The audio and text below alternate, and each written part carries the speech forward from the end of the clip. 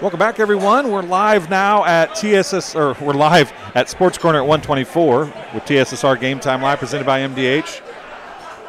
I'm Dwayne Hulett. Tegan Perry is alongside. John Burton is here as well. He'll be here.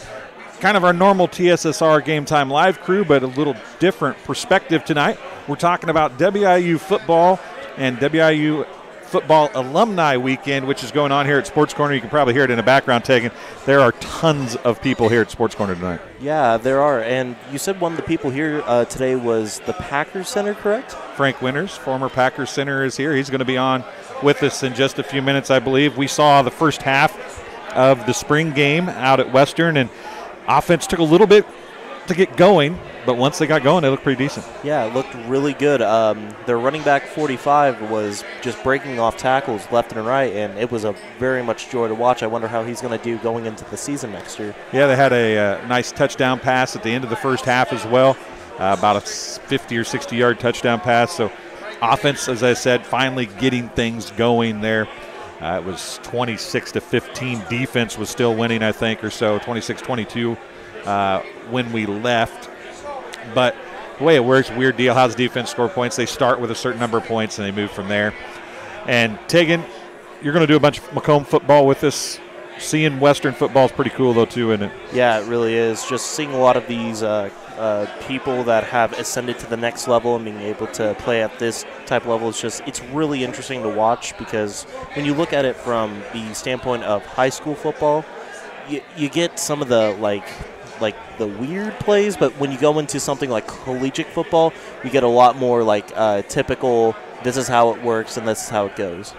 Well, we're going to take our first break and come back with Frank Winters, a former Green Bay Packers center, in just a few minutes here, and a Western Illinois University football alumni. We'll be right back after this, live from Sports Corner at 124. It was the community that really drew me back to Macomb. I'm from a small community, and I'm from a farm family, and ultimately I always wanted to practice in a place like that, and I felt that I had the ability to connect to people who with a similar background from me, and the fact that the staff members at the hospital and the support, all the support staff at the hospital was also focused with the goal of patient care. It felt like it just all came hammered at home for me.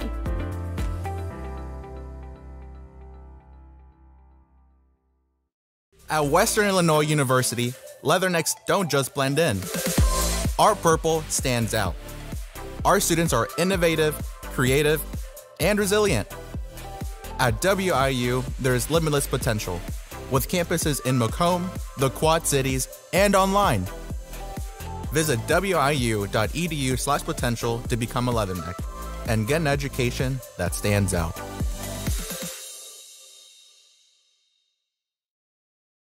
And welcome back to Sports Corner at 124. A guy wearing purple and gold tonight. Maybe people out in the interwebs world might know you a little more for green and gold, right? But Frank Winters is joining us here at Sports Corner at 124. Thanks for joining us. I appreciate it. Thanks for having me. You got the purple and gold on tonight. That's collegiately, that's where it was at for you. What brings you back to Macomb so often? Well, it's good to come back where my football career began in college. I came back here pretty much the last couple of years, prior to COVID and stuff. But it's good to come back and, see all my old buddies here and some of the guys that played before me and some of the coaches. So I'm running into some guys that I haven't seen here in probably 25, 30 years. It's great to see Randy Ball. Randy Ball's back in town this weekend. And, Mark Teague's a guy I played with for, 4 years at Western. And it's just great. I mean, Keith Blue and John Corcoran and Chris Hall. It's a lot of fun, and it's just good to come back and reminisce and catch up with old stories. Now, you mentioned that it's been a lot of years. You've played with a lot of football players between now and then. Yeah. What is it about Western that makes you remember all those guys? Do you remember all the players you played with like that, or is there something special about college? I wouldn't say I remember all of them, but, I mean, there's some guys a lot of some of these guys I haven't seen in 40 years, and right. Things change in 40 years. People get bigger, people get smaller. But, I was very fortunate to play with a really good group of guys that I've remained friends with for, 30 years after I got done playing. And it's a credit to the school for bringing us back. It's a credit to the guys for, just to continue our friendship and enjoy our time together and share these fond memories because, as we've lost some players that we play with, and it's good to cherish these times together and enjoy it and really have a good time. When you were playing in Green Bay, we'll use that time.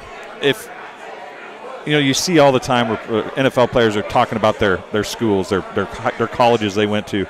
Do you remember any times that when you were playing that WIU kind of caught anybody's attention? Well, when I got to the NFL, there was a couple of guys prior to me that played in the NFL. Guys that come to mind are, Mike Wagner that played, he's probably 10, 15 years older than me, who won very many Super Bowls with the Pittsburgh Steelers. And, after me, you had Brian Cox, and you had Rich Scheuberg, and then you had, there's a guy down, there's so many guys, Rodney Harrison. And, right.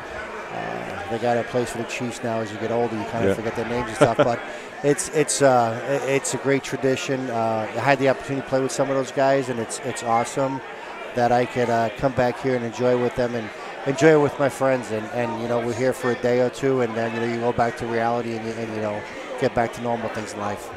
What do you remember most about your time in Macomb? I think here I met a tremendous amount of great guys. I cherish the friendships with them. I mean, we've had some big wins in this program, but we also had we had a lot of fun together. It's 4 years that you spend together. You come here to play football, get an education, and make something out of yourself. And it's great to see some of my friends that came back here who didn't have the opportunity to want to play football after they got done with college, but who had great, successful business careers. And I'm proud of those guys, and it's I like to hear about as much as they have accomplished in life as much as I have. Does that getting a reunion? That's like the best part of a reunion, right? Is you get to see you had success in one field, other people had successes in another field, and you get to see that.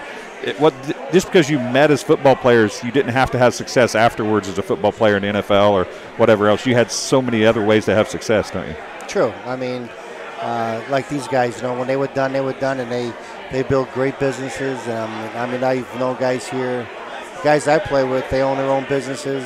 Look at a guy like Chris Earl, who's a rancher in New Mexico, and you guys like Keith Blue, who's built a very successful company, and some of my friends here that are really big time farmers, and they contribute to society and do a great job. And I like to hear about their life as much as I like to hear about mine.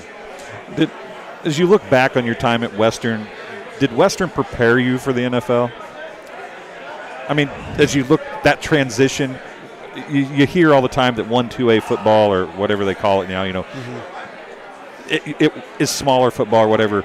Did you feel like you were prepared when you got there? When you first get there, you're probably a little intimidated by the big school players, but once you get into the grind of things and have the ability to show that you are capable of doing it, I think you just kind of, it grows on you. And I think having the opportunity to play at Western, played against some good competition, and it teaches you a lot, playing against good players. And I think the opportunity to play with, in the NFL, a little bit each year, you get more confidence, and you expand on those things you probably weren't comfortable with as a younger player. But in the end, if I was very fortunate, I got to play 16 years in the NFL, and I play with guys who went to huge schools, big schools, #1 draft picks who never even played a year. So it's all what's inside of you, how you prepare yourself, and how you approach your job, and you try to make the most of it. Now, you don't have to answer this if you don't want to, but as a small school player that comes in and you see those guys that get drafted ahead of you that either don't make the team or are out on the year, you feel bad for those guys not making it, but does it give you a little bit more of a sense of accomplishment in those positions that you're like, you know what, I didn't get the recognition at the college level, but I proved myself now? Well, I think, you got to go in with a chip on your shoulder, and you go in there, you try to make the most of it. The opportunities that present themselves to you, you got to take advantage of them, and when you have an opportunity to play, you got to make the most of it, and that's what I did. First couple of years was kind of like, it was tough for me. I didn't get to play much, and then somebody in front of me got hurt, and you make the most of it, and, the rest is history. But you got to prepare yourself each week and each week to the famous saying in the NFL is, next man up. So if somebody gets hurt, you got to go out there and play, and that's how you got to approach it. Now, you talked about history and tradition here at Western, and there's been a long history of really good football players leaving here and making good careers in the NFL. Are you able to follow the team now and what Coach Hendrickson's doing with the team now? Yeah, I follow it. I some of my buddies in Chicago will, I'm always asking them. I know that a lot of guys follow it and stuff, and being a small school, they're not on TV a lot, so you have to watch it on the ESPN on a computer or something like that. But it's a different business today with especially with the players, the portals transferring and stuff like that. So. I just, my only advice to coach would be to stick with it, and you just got to plug along and make the most of what you have, and in the end, good things come to people who work hard. What's your opinion on the portal? Well, I mean, I know it was a lot of it was done because of the COVID situation. I think it's over with now. I think you should go back to and play it like it used to be. It's tough when you see guys transferring year in and year out. It's just it's kind of a tough situation, but I just believe they should do what they had done before and continue to try to improve it. But that's just my opinion. What about the NIL money? I wish I got some. Too bad they didn't do it then, right? Yeah. You try to, but it is. I'm happy for the kids. If you can get paid, get paid. Just hopefully hopefully they could be responsible and do some good things with it. Do you think that could maybe get those kids ready for the NFL, for the money they get in the NFL by getting some money in college with a little more structure, or does it just cause the problems earlier? I don't know. I mean, I don't. It's a difficult position because when we grew up, you went to college, you got your school paid for, you had some free spending money for food and stuff like that. Nobody had cars, and if you had a car, your parents gave you down the hand-me-down car. But it's just the way the game has changed and the way the universe has changed over the last 15 years with college plays. They just you got to make the most of it, and you got to adjust and change to the situations that you present to you, and hopefully make the best of it. Well, Frank, I appreciate you stopping here and talking to us, and I don't want to take any more time from your friends. So I appreciate it. I hope you have a good time in Macomb. And okay. Are you playing in the golf outing tomorrow? No, not tomorrow. I have to get back. I got my daughters getting married in a week from tomorrow, so I got to start planning and stuff to head out of town. Yeah, that's probably more important than a golf outing. Yeah, we played today. And it's supposed to be really cold tomorrow. How did you do? We did it right. I mean, it was fine. I didn't play much because I just had hip replacement surgery in December, so I kind of just chipped and putted a little bit with the guys, but we had a good time, a lot of fun. The wind was pretty bad today, wasn't it? Like I'm windburned. I've been looking for chapstick all day. No sunburn today, just windburn. Oh man, it's hot. It wasn't hot. I'll tell you that. It was cold, but the wind was howling. So. Yeah, it was. That's for sure. Well, Frank, thanks very much. I appreciate you stopping by. Thank you very much. Thanks for coming back. Okay. We'll be right back on TSSR Game Time Live, presented by MDH in just a couple minutes. At Western Illinois University, Leathernecks don't just blend in. Our purple stands out. Our students are innovative, creative, and resilient. At WIU, there is limitless potential, with campuses in Macomb, the Quad Cities, and online. Visit wiu.edu/potential to become a Leatherneck and get an education that stands out. I went through MDH when we were trying to get pregnant. We were struggling the first year, and then when we got pregnant, I stayed at MDH and through labor and now for pediatrics. My experience was nothing short of phenomenal. I was met with amazing staff members who helped me through concerns that I had when she was first born, helping me learn how to be a new mom. It was really reassuring and comforting knowing that I had so much support and kindness around me. My entire pregnancy at MDH was amazing. And welcome back to Sports Corner at 124. And John Burton is here because we've got other people coming. We're just not quite. There's so many people in here that you just can't filter people through fast enough. Yeah, and not to mention, I mean, the walkway we got here is about the size, about half of your body length. I can fit through pretty easy. But what are you saying? Are you calling me fat? I think we know what we're saying. Yeah, well, you can look at the camera and tell what he's talking about. But no, absolutely, this place is absolutely hopping. Ton of alumni members in here. A lot of familiar faces, a lot of people we want to try to get interviews with here. A lot of interesting people to talk to as well. Yeah, and it's fun to see all these people come back and take an active role in college, in their college days, right? I mean, we have high school reunions, but you don't think about the college reunion stuff very often. But this is, they said, one of the biggest alumni weekends they've had, so that's pretty cool. Yeah, I mean, you can absolutely tell it if you're here, and if you're not, make sure to stop on by. As I said, there's a lot of interesting people out here to meet, and heck, if you're good enough, maybe you can get on here and get a nice interview with Dwayne. Yeah, there you go. Or maybe I'll just let you do some of them. I guess we can see about that. So you were out with us at the spring game. Western's offense, Tegan and I were talking a little bit, took a while to get going, but once they got going, they looked pretty good.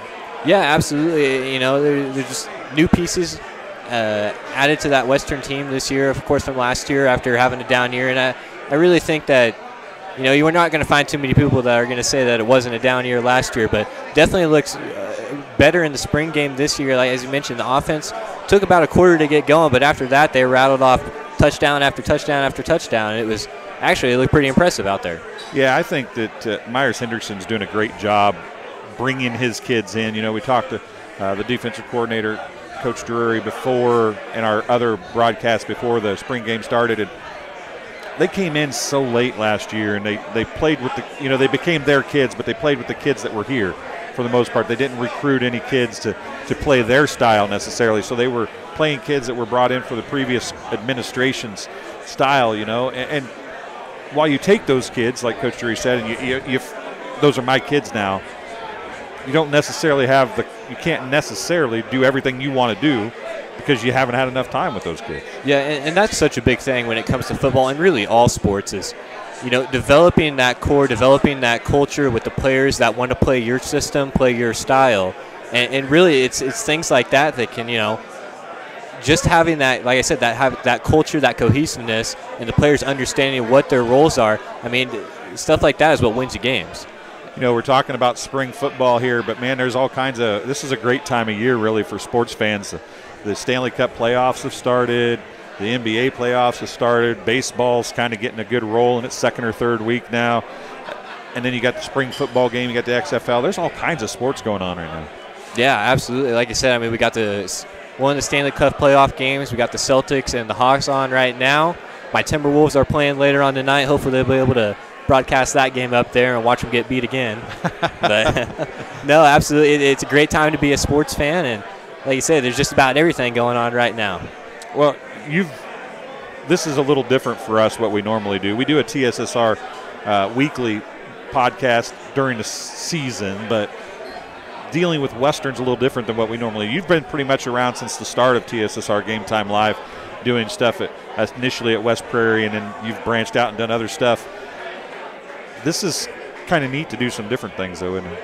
Yeah, I mean, I think that's always what you're trying to strive to do, especially with something like this. Is, you know, try to get out there, try to do different things, try to acquire different viewers, and like you said, from where we started with a little setup in West Prairie's gym to where we are now, I mean, it's just a huge difference, and each year things just keep growing and growing and growing. Yeah, hopefully it continues to do just that. So, John, I thank you for being here tonight. We'll maybe get you to do an interview if we can find some more people to scoot their way up here. But literally right here, folks, you can't see it because it's behind the camera, but our only entrance, like John said, is just a gaggle of people, isn't it? Yeah, everyone's just standing in the way. You might have to get a bouncer or something to get people to start moving. It's going to take Skinny John, to filter his way through there to find somebody. I don't think I could get to the bathroom if I had to. Probably not. Hopefully you don't have to go. There might be a cup or something back here for you. Yeah, that might be my only hope. I don't know. So, well, we'll take another break, and we'll be back here on TSSR Game Time Live from Sports Corner at 124. It's Western Illinois University Football Alumni Weekend and Spring Game Night. We'll be back with some more interviews in just a few minutes. I went through MDH when we were trying to get pregnant. We were struggling the first year, and then when we got pregnant, I stayed at MDH and through labor and now for pediatrics. My experience was nothing short of phenomenal. I was met with amazing staff members who helped me through concerns that I had when she was first born, helping me learn how to be a new mom. It was really reassuring and comforting knowing that I had so much support and kindness around me. My entire pregnancy at MDH was amazing. At Western Illinois University, Leathernecks don't just blend in. Our purple stands out.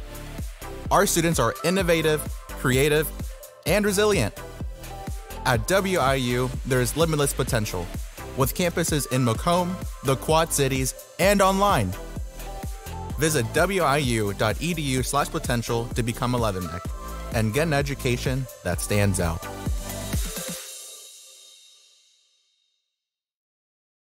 Well, I've always had an interest in the medical field, and then growing up, I actually went through physical therapy myself for an injury, and that got me back to playing my sports and the activities that I loved. So seeing that firsthand, I got to see how much physical therapy could really benefit others. I chose the MDH OBGYN group because I've heard wonderful things about Dr. Smith. And upon entering the office, I really got along with everybody and got a warm feeling. The staff is warm and inviting and welcoming. It's a small community, so it's a really nice hospital to have here in the rural area. I continue to choose MDH because of the relationships I have. I really enjoy everybody here. And welcome back to Sports Corner at 124. I'm Dwayne Hulett, and Dion Melvin is with us now. And you still got some WIU pride, wearing all kinds of purple and gold. Yeah, you know, it's my alma mater. I played here, coached here 3 different times, GA'd here. So it's great to be back. I had a chance. I'm coaching in the Canadian Football League now, so I have a hard time trying to come back to these things. And I got a chance to come back this week. I leave next week to go back to the CFL and coach. So this was an opportunity to come back and see the place and see Coach Hendrickson, see how he's doing and those type of things. So I have to ask you about the CFL. We don't get to see a ton of it here as much as maybe people would like. What's been your different? Has there been really much difference for you coaching CFL? Yeah, just rules are different. The kicking game is wide open. There's no fair catches or hardly a halo rule. The field is bigger, so it's a big dramatic change from what they're doing down in the States and in the NFL, where they're trying to protect the game and not get guys injured, where up there it is wide open.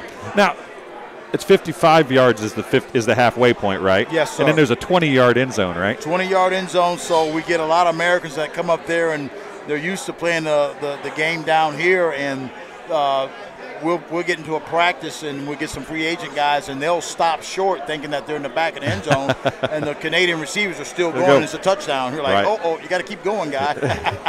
So does the 55 or is the 110-yard field really make – do you notice much difference in it?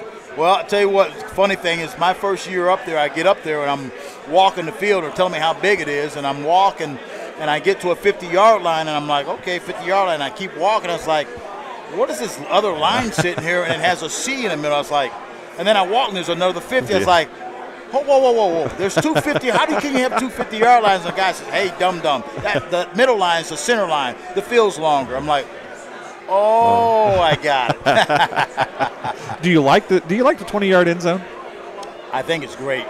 It creates more offense. I mean, it's it gives a quarterback a more opportunity to make plays, and you have to cover a little longer. And there's some things you can do to take some things away, but it's tougher. It's tougher on the defensive backs to try to cover that long with the 20-yard end zone. Yeah, because in American football, when you get down to the 5, inside the 5, it takes a lot of your offense away, right? It takes a lot of it away. The field is not as big. You can kind of pack guys in, but in the CFL, there is no packing it in. It's still fade balls. So you're still like, guys, they got a lot of opportunity and a lot of real estate to work with. So when did you play at Western? I played in 84 through 86. So you've GA'd here. You came back and coached 3 different times. Is that what you said? Mm-hmm. What brings a guy back to the same school 3 times? Oh gosh, just the camaraderie and the feeling that you had here when you played here. You know, it's a thing where, you know, when I got recruited here, you know, we were always brought up once a Leatherneck, always a Leatherneck, and I think that's true here, still here today. I think once you play for the Leathernecks, you kind of find out that it is, like I said, there's only 2 Leathernecks. That's a Marine and us. Right. And you don't think about it, but then you think about all the people that are looking on you as a program and that are proud of what you're doing. It's not just the ones that you played with or played for or went to school here. You also got an affiliation, you know, with the Marines, or you know, and with our armed forces, which no other program has that. You know, unless you are the Air Force or Army. So, right. You know, you don't think about that, but there's a lot of people that look up to what we're doing at Western Illinois. You know, I coached baseball, high school baseball in Bushnell, and for a while it was co-opted with West Prairie, and it was the Sparklones, Cyclones, Spartans put together. And people were making fun of it. I said, but there's no other Sparklones, right? I mean, there's no other one. You're the only one. And when you're the only one, you have a bond. I mean, there has to be that bond, right? Because there's nobody else that can be part of that bond. You're exactly right.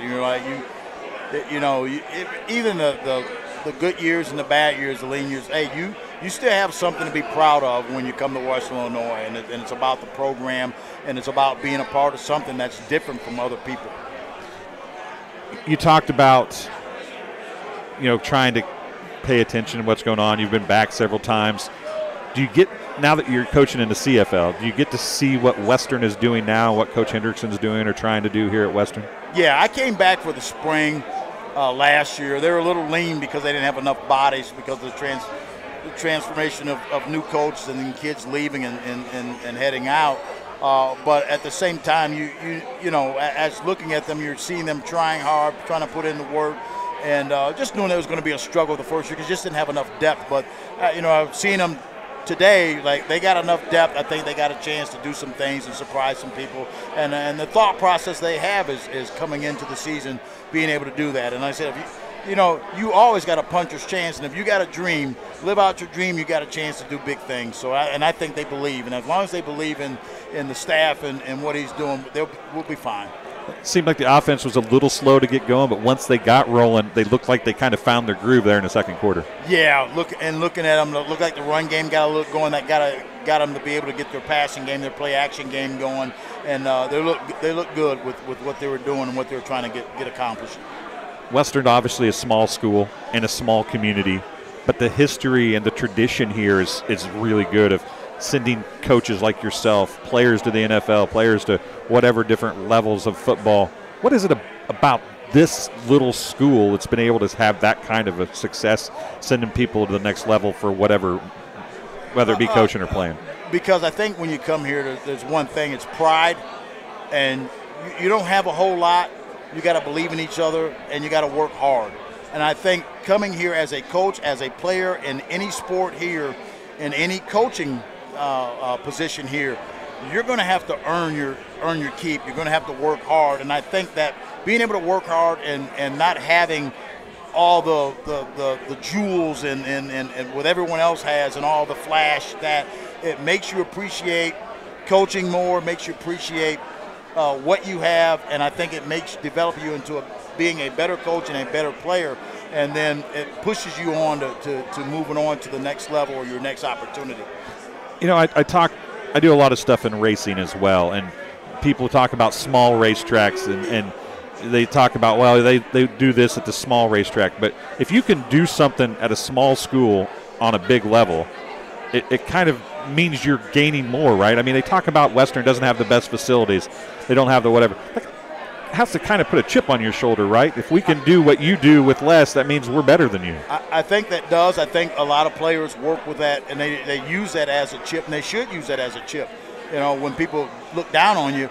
But hey, I'm playing against you, and on this day, I got a puncher's chance all day long, and I'm going to play to the best of my ability, and then we're going to let that solve what it is, not the glitz and the glamours and all that. And I think the one thing that holds true, when have we had great stuff? Yeah, you're right. What? Yeah. To tell me the year that we had 1940, when it was brand new, maybe. Right. And so we've always had that, and I think in coming in, and I was talking to Coach a little bit about this. You can't live in the past or what we did in the past. You got to live in the now. You got to live in the present. This is not my legacy. This is your legacy. What you put in and what you put out there, that's what you're going to build. And if you go with that mindset, hey, this is us. This is what I'm going to build. I'm going to build this legacy. I'm going to have the chip on my shoulder. I got something to prove. I think you can get past facilities. You can get past that, because when it's all said and done, it's me and that guy on that basketball court, me and that girl on that basketball court or softball field, me and that guy on that football field. Right. It's not who's in the stands. It's not what I'm working with. It has nothing to do with it. We're all practicing the same, right? And we're all getting coached up well. do I have enough pride to say, hey, I may not win every fight, but I'm going to win enough of them where we can come off this field victorious or off this court victorious. I think that's a big thing today, and I don't know if you see this probably at the level you're coaching at. Maybe that's not as much of a thing, but you talk about it's kids today. It seems like when I was coaching, is every battle is like a huge thing for them.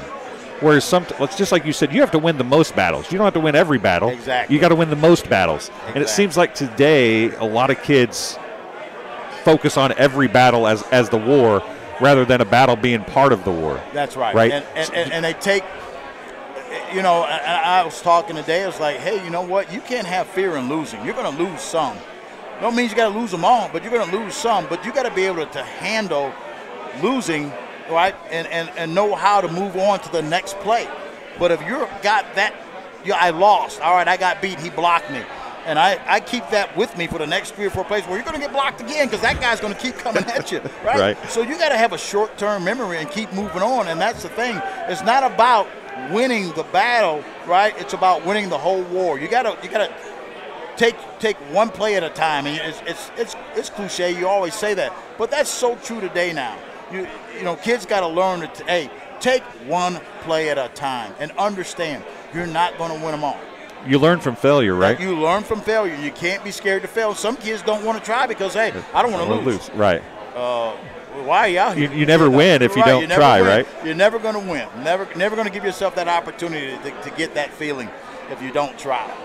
Do you find that as you've coached through the years a bigger part of coaching that mentality more as much as playing? Oh yeah, you know, in today's world, you got so many of these. You got programs now that they have to bring in a psychological coach. Did you have one of those when you played? No. You line up and you got your butt kicked, or you line up and you played and you won, and that was just that simple. Oh, right. I got my butt kicked. Okay, I got my butt kicked. So the next day, I always laugh about guys who say, hey, I'm going to make a guy count. You say, what do you mean make a guy count? You get in that line and a guy says 1, 2, 3, 4. Oh God, that's so and so. Hey, I got to tie my shoe. You go ahead. Yeah, exactly. And that was the day. That was how it went. You know, it's dog eat dog. You know, and it's so true about, you know, the predator or the prey. What are you going to be?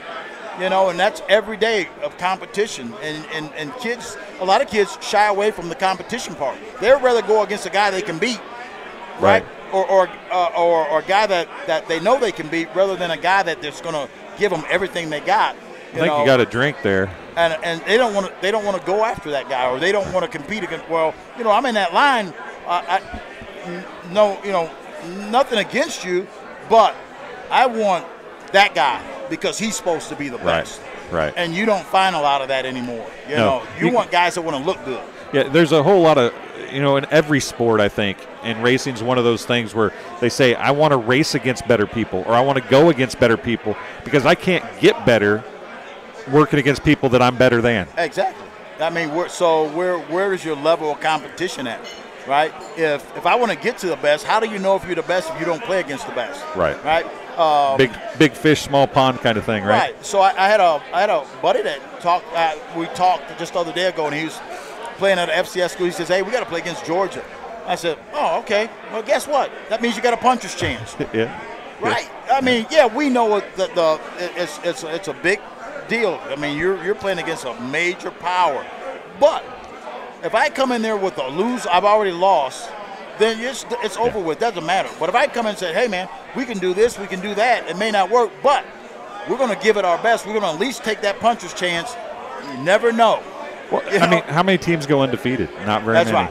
That's right. And usually they're getting beat by somebody that shouldn't beat them, right? Yeah. And that's the whole thing is, you know, I think that's a mentality thing, and that's a mentality that's not as often found today. No, it really is. You don't like to say it, but it doesn't matter at what level. It's at the pro level also. You get guys that come in there, and they see a guy on video, and they've already kind of like, man, he's really good.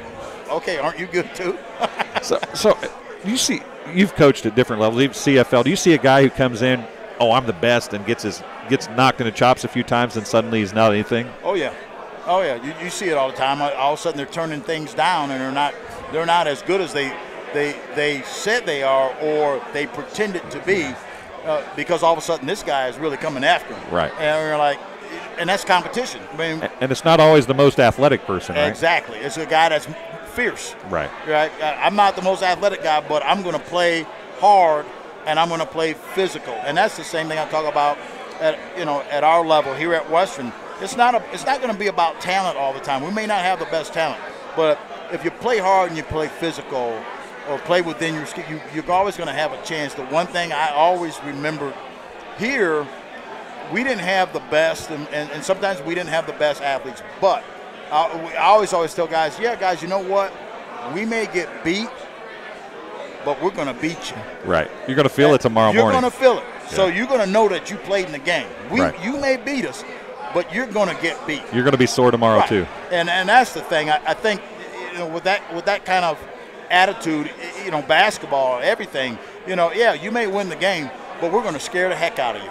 We're going to be in a game. You're going to have to earn that win today. You might beat us by 40, but you're not going to out-physical us by 40. That's right. Yeah, right. And so I think that's just part of the mentality that you build, and that's part of the mentality you got to have when, again, you don't have everything that everyone else has. And that's okay. You don't need everything. You don't need everything. Be proud of where you're at. And, hey, love your teammate, and let's play ball together, Coach, Deion Melvin, I appreciate you. Good luck in the CFL season this year. All righty, man. And we'll be back on TSSR Game Time Live in just a few minutes. I chose MDH. We moved here, and I was researching different places that would allow me to VBAC, have a vaginal birth after C-section, and the doctors here do encourage that, and so I chose that after looking online, and I wouldn't want to deliver anywhere else because they all go above and beyond, and they're so kind and actually care about you.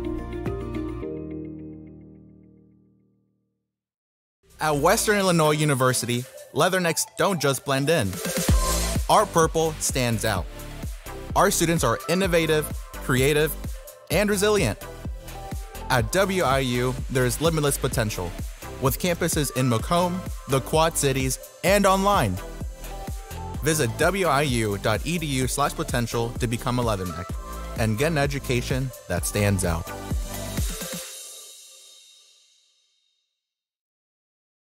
Minimally invasive surgery offers a variety of benefits to the patient.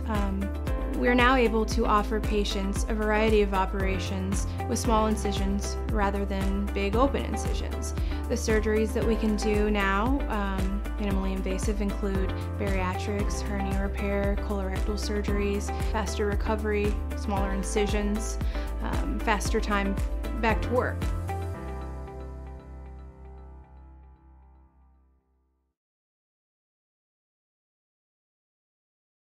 Can I cuss? Yeah, you can cuss a little. Sweet. I don't care. All right. Ross Schulte from 90 to 95. 90 to 95. Yep. That's 5 years. Well, you were on a 5-year plan? Well, I was on the 10-year plan. But yeah. So yeah. Quincy, Illinois, right? Minden, Illinois. I knew you were down from that vicinity anyway. Yep. Do you know Skipper? Pat Dunker? Yeah. Oh yeah, it's one of my good buddies. I do a lot of racing at Quincy back down in the day. Down in the day or still in the day? Still. I go to the racetrack too. I know. I see you there all the time. Yeah. When you were walking up here, I already knew who you were. Oh. I knew who you were, and I had to bring old Dunk up a little bit. Right. Oh yeah, he's a good friend of mine. We played a lot of softball together. Yeah, he's old now though. Does he still play? His kids were really athletic. His kids are very, very athletic. Yeah. Maybe more than him. It skipped a generation. Yeah. They got it and he didn't. Yeah. You were part of a string of a pretty good group of kickers and punters that went through mid-90s to mid-2000s, weren't you? Yes. I did well when I was here. Yeah. And then they had Cypress come through a few years after you. Yep. And pretty good kickers. Now, I gave Cypress a hard time one time. I saw him walking into Western Hall for a basketball game, and everybody stops and talks to him. And it was the year they were struggling a little bit.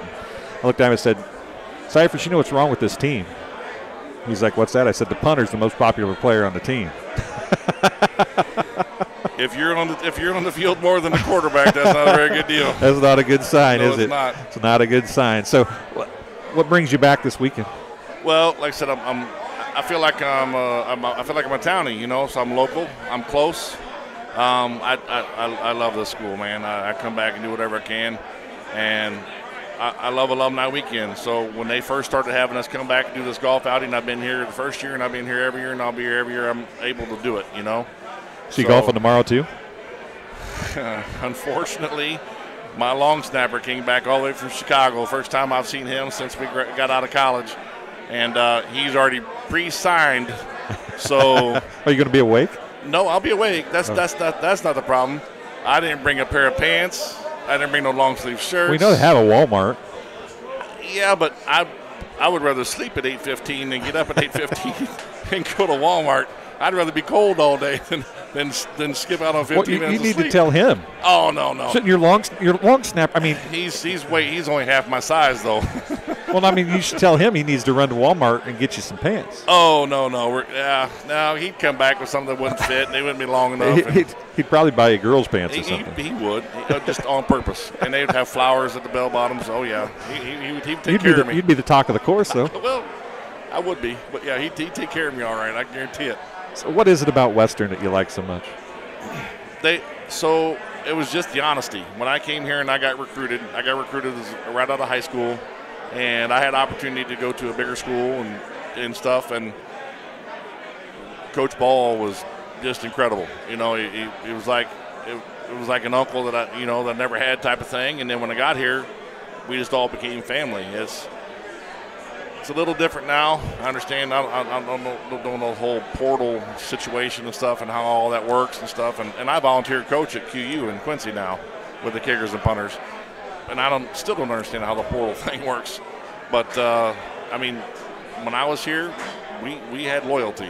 I mean, you came and you stayed, and you didn't go nowhere. Nobody transferred out of here unless if you left early, you went pro, you know. So, and that's just the way it was. I mean, you were here, everybody was your brother, and it was just a family atmosphere.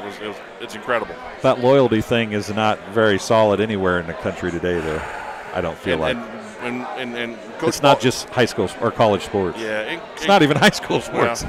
Yeah. right. So, and Coach Ball and I mean, like I said, I grew up in a small town, you know, and it's just different upbringing, I guess, and that's the way you're raised, and so I guess that's the way I was, you know, and then Coach Ball, like I said, he instilled that in all of us, and we would have taken a bullet for that man. Still would. Coach Ball is here this weekend. He's sitting right over there at our table. Is he sitting over there now? Yes. He is, through my years of working at the Courier and the Journal and being around Macomb, I grew up in Bushnell, so, you hear about Western all the time, especially back then. There was more media that covered Western back then, oddly enough. Steve Luton was the man back from Quincy. He covered us all the time. And he did amazing things at Western. Incredible things. I mean, we didn't have the best weight room. We didn't have the best field. I mean, we played against teams who had turf. We played against teams who had domes, in our conference. Now, back when it was the Gateway, Now right. it's different. But I got to ask, you brought it up. Did you mind playing on grass? Did you like turf better? As a kicker, I love turf. The ball bounced better? Footing better? The footing. There was a plant foot. You never had to worry about falling down. You never had to worry about slipping in the mud. Right. So, yeah. Turf. I mean, as a regular player, I couldn't even imagine all the hits and beating in these guys take and knees and everything else. I mean, obviously it's harder on your body and everything else. ISU's field used to be so hard. Indiana State's was worse. Was it? Yes. When we played, Indiana State's had like some kind of sand covering, and it was horrible. Illinois State used to host the IHSA championship games back in the day, and I used to go cover those games. And that field was like concrete covered by that real thin porch carpet. It was, but believe it or not, Indiana State's was shorter carpet. One of the better ones I ever walked on back when I played in the day was U of I. It was like a trampoline. It was like a spongy deal. Yeah. So it was like, huh. So this is what you're supposed to play on. So you talk about facilities. Have you been in the new football locker room? I have. A little different than the Hanson Fields locker room, huh? Our blockhouse was it was something to be appreciated. It made you tough. I'm telling you, we didn't have nothing, and we came from nothing, but we played like we owned the world, you know. So the locker room they have now is very impressive. What about the field?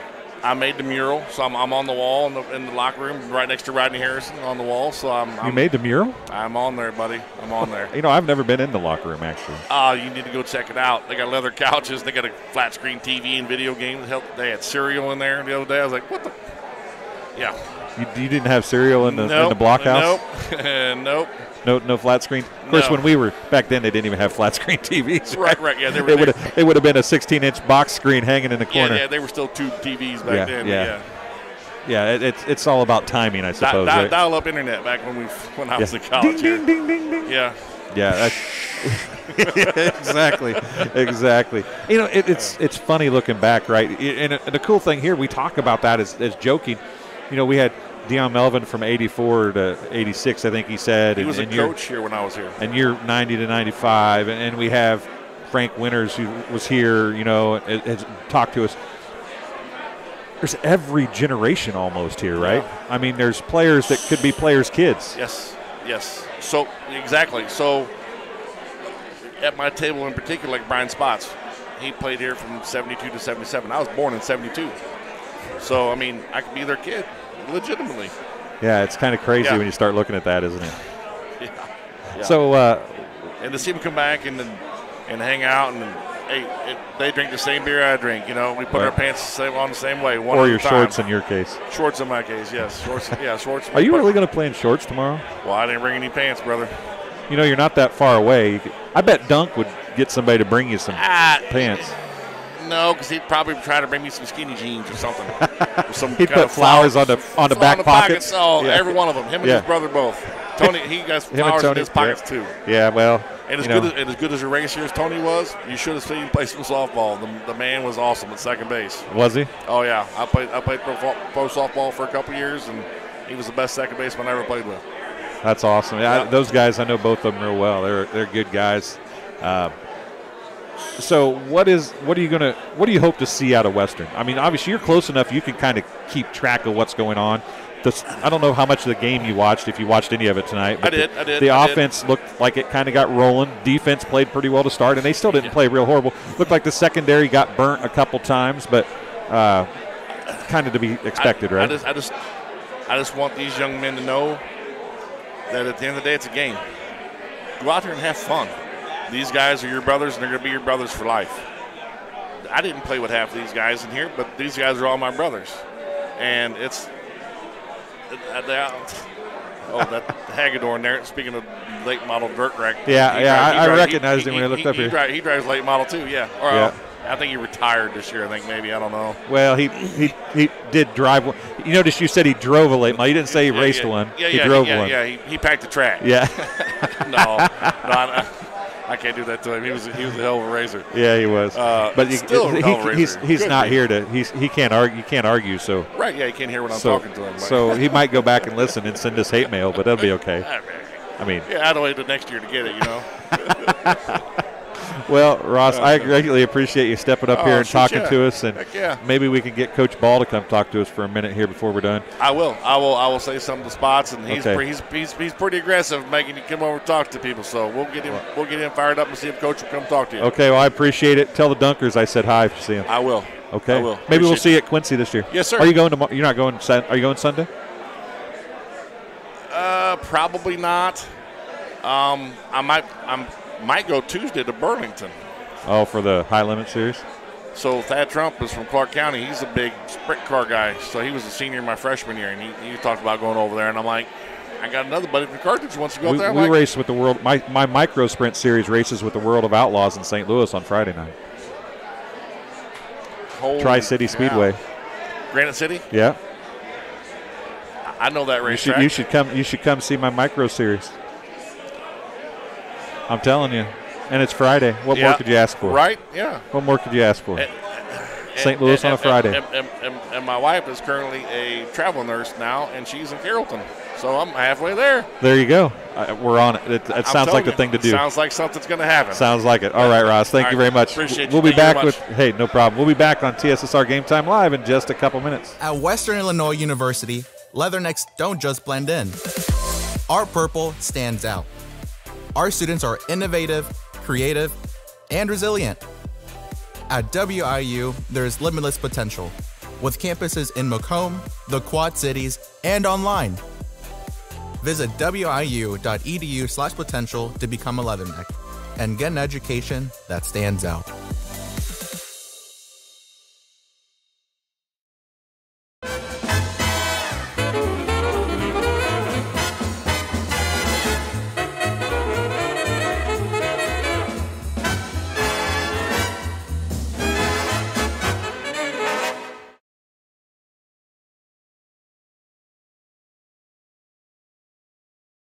I went through MDH when we were trying to get pregnant. We were struggling the first year, and then when we got pregnant, I stayed at MDH and through labor and now for pediatrics.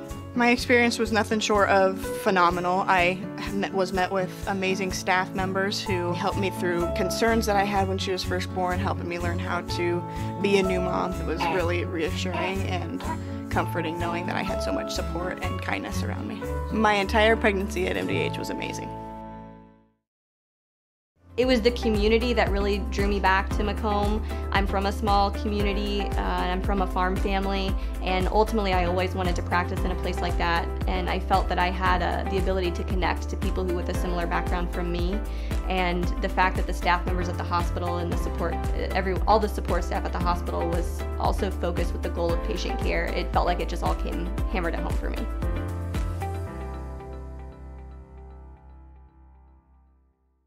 At Western Illinois University, Leathernecks don't just blend in. Our purple stands out. Our students are innovative, creative, and resilient. At WIU, there's limitless potential, with campuses in Macomb, the Quad Cities, and online. Visit wiu.edu/potential to become a Leatherneck and get an education that stands out.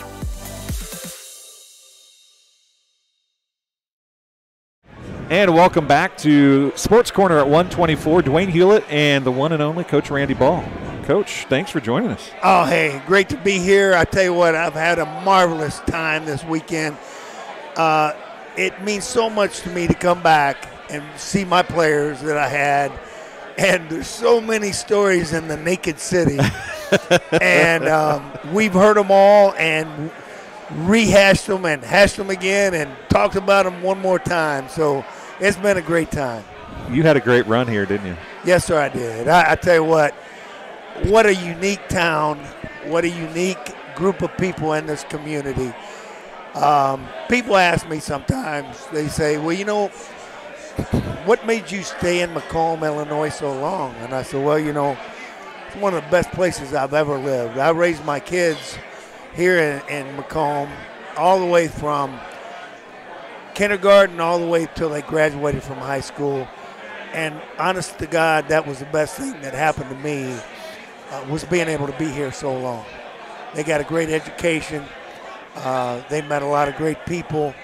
And I was very fortunate to have really good success here while I was here. You ever wish you could have been here longer or would have been here longer? Oh, yeah. Yeah, you know, I really felt like we had the program on the way to becoming a possible dynasty at the end of that third year. You know, we were the winningest program in the United States during that period of time. So I definitely wanted to try to get that, to keep that going. And you know, we had several NFL players that I left here when I left. Yes, yeah, you did. You had a few, didn't you? You had a few. You had a few through your tenure here. Oh, we did, and we're so blessed. Those guys, you know, they worked so hard and they paid the price. And you know, our coaches did a phenomenal job of evaluations and picked them up and got them here. You were bringing D1, 1A players to 2A football maybe before it was the cool thing to do, and you had so much success at it. I mean, you brought so many good players. how did you? I mean, was it just your ability to see the player and understand it? What made you so successful at that? Well, there was two things. One, we were on the cutting edge. There's no question. And the reason that we were able to find those players, I gave each coach a certain number of Division I schools, and I would go through the meeting room. We would sit in there and say, okay, who knows a coach at this school? Okay, nobody knows. Okay, I got that one. And we go through, and several of them had ties. And if you have a tie into a school, it makes a huge difference. They'll definitely give you a name of a guy that's leaving and tell you the truth about him. And, I'll tell you this, we got so many kids that Division I schools were giving up on that played in the NFL longer than the players that they got beat out by at that former school. Wisconsin and Illinois. Oh, I love two good schools for you. Wisconsin. Yeah. My gosh. We got so many kids from there, and they're all good guys. Every one of them. Hartwell came from Wisconsin. Stecker came from Wisconsin too, right? Kareem. Yeah. Ross. Mark Zanders. There were probably at least 2 or 3 more. Where'd Will Peterson come from? Will came from Michigan, and we had a tie into Michigan too. Illinois was kind of your first school that you started doing that from, yeah, wasn't it? Yeah, like Hecklinski came from Illinois, yeah, right? It sure did. So that shows I'm old that I can remember this stuff. That shows you're smart. You well, got a good mind. I appreciate your thought there, but I'll take the compliment. I don't know if I believe it, but I'll take it. That's all right. I just ate lunch with Shelby Burgett today. Oh. How's he doing? He's doing very well. Well, I tell you working down at the Rushville Times now. He did a great job for us, and what a great newspaper guy. And it was always a pleasure to see him, and I love getting a chance to talk to him. I wish he asked me who I was going to interview, and I told him I was going to try to interview you. I wish he could be here tonight because he would have a blast here. He'd know a lot of these guys. Yeah, he would. I tell you what, it's been so fun. I tell you, the stories that they have told me, and I've kind of changed them a little bit to make them even better because they only knew one side of it. Right. And so they loved it. And then so there are probably like 4 or 5 of them come up to me, Coach, now really, what happened on this right here? And it was almost like they thought I was keeping a secret from back when they were playing. But I tell you what, I love these kids, and they're all doing well. When they're coming through your school, your main goal is to get them graduated and send them out in the world. And, some of them you get graduated, you send them out there and you think, oh, heck, wonder how this is going to turn out. And then you look up, and I got on Facebook, which I'm not a technical guy whatsoever, but I got on there just so I could see some of these kids. And doggone, they not only did great, but they had kids as well, and the kids are doing great. So that makes you feel like really, really good, because at times you think, oh, goodness, how are they going to do it? I don't know how that guy's going to make it, exactly, right? Exactly. You heard any stories about, hey, Coach, you didn't know this, but this weekend? Yes, and I tell you is there your favorite one that you can tell us? No, I tell you what, the ones I can't tell you are the ones that were the best ones. Is there one you can tell us? Is there anything you've been told this weekend that you didn't know that they hid from you? Oh, yeah, there's some I can't tell you. I tell you what, and I knew the other ones. I knew almost all of them. It's funny. So I was an assistant for so long. They would confide in you as an assistant coach. Right. Now, they wouldn't have done that with Coach Craddock, or they wouldn't have done that with me as a head coach. Right. But they would tell me some of the stories back then, and I'm like, oh, boy, I wish I didn't know that. And now they would reiterate those stories, and they go, oh, yeah, we told you that. Remember we came into your office? And, yeah, you did. So don't tell anybody else that. Oh, no. That doesn't go don't tell anybody else. And the funny thing about it, some of them you can't really tell a mixed audience. So it's kind of like, okay, I'll keep the secret. So what is it about the School of Western that you remember most? Oh, you know, when I was here, I'll tell you straight up, the university was interested in obviously they had their jobs to do, but they also wanted to see the sports succeed. Right. And people would do what they could to help us within in the admissions office, the registrar's office, the places that are important. Right. And we didn't have an academic advisor when I was here initially, so I did it. I was in charge of the study halls, and we changed people up and put GAs there, but I helped them get to classes. And I was like, oh my gosh, I hated doing that when I was doing it for myself. And now I'm doing it for like 60, 70 guys. Oh, Lord. But I got to know the professors. And, the first time I talked to a professor, I said, okay, is this guy coming to class? And he goes, well, I don't know if that's your business to know that or not. And I go, well, I'm just we want to see our guys graduate. And so it's kind of mixed reactions, okay? So then I did talk to an instructor, and he told me that the guy was not coming to class. So what I did is I took him out to the airport. I dropped him off and had him run home, back to the Western Hall. And the professors found out about that, and somehow, maybe in a faculty meeting or whatever, and they go, so that's why he's calling. He wants them to go to class.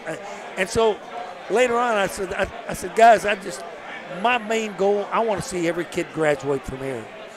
I don't want a guy coming from a tough background and walking out of Western Illinois University without a degree.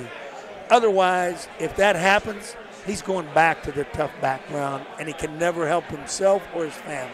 Right. So we strived hard with that, and we did a good job getting our guys graduated. And you say, I had success as a coach, but the most successful thing I did was get our guys through school. And that, I feel like, and that's not because I'm talking to you, I feel like that is the good coaches, that's what they say.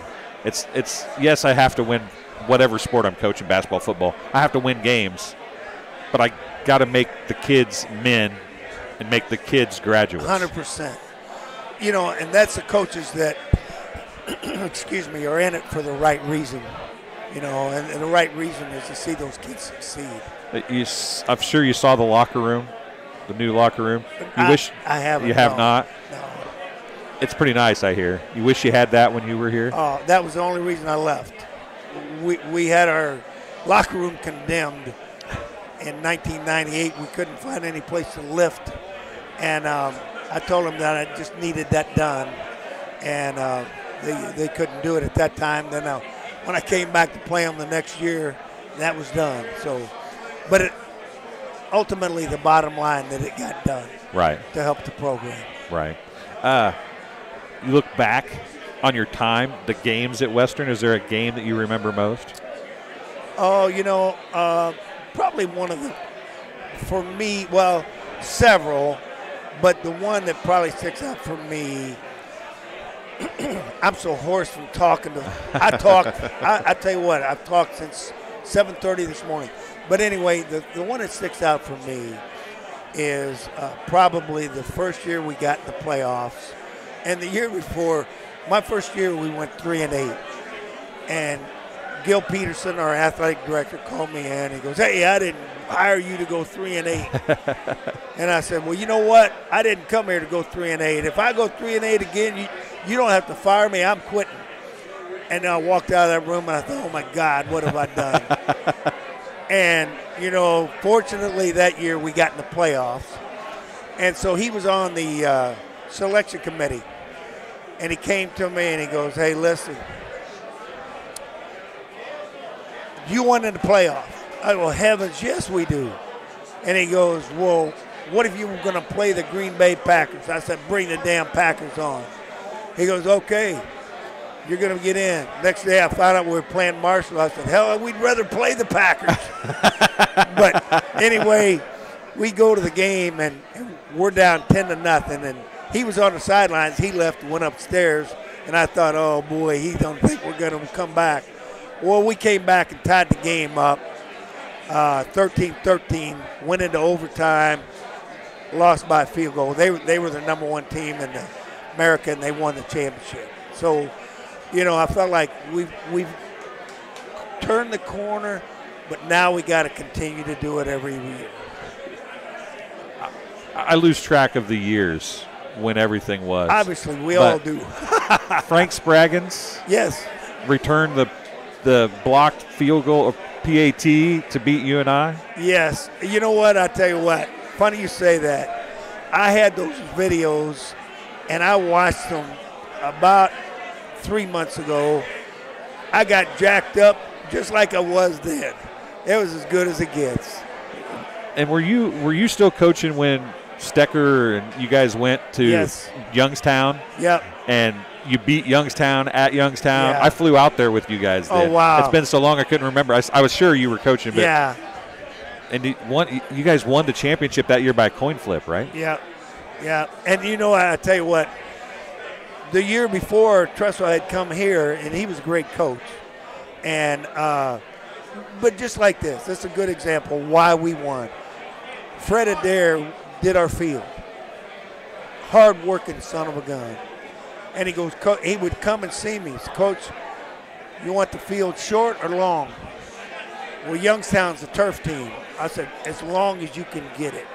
As a matter of fact, don't cut it for 2 weeks.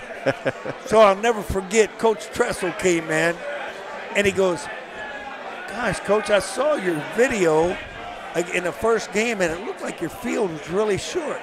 And I go, oh, you know what? We've had some rain around here. And I said, I tell you what, our physical plan has been really busy, and we just haven't had a chance. But that was on purpose. Funny you should say that. We do a lot of high school football games. And Macomb went and played South Fulton this year. South Fulton, VIT, Astoria, right. Real small schools. And Macomb's way bigger.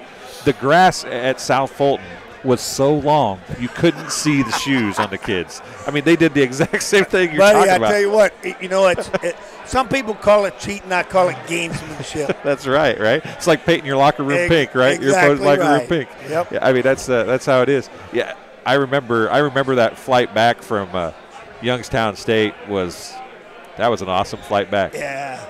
You had to.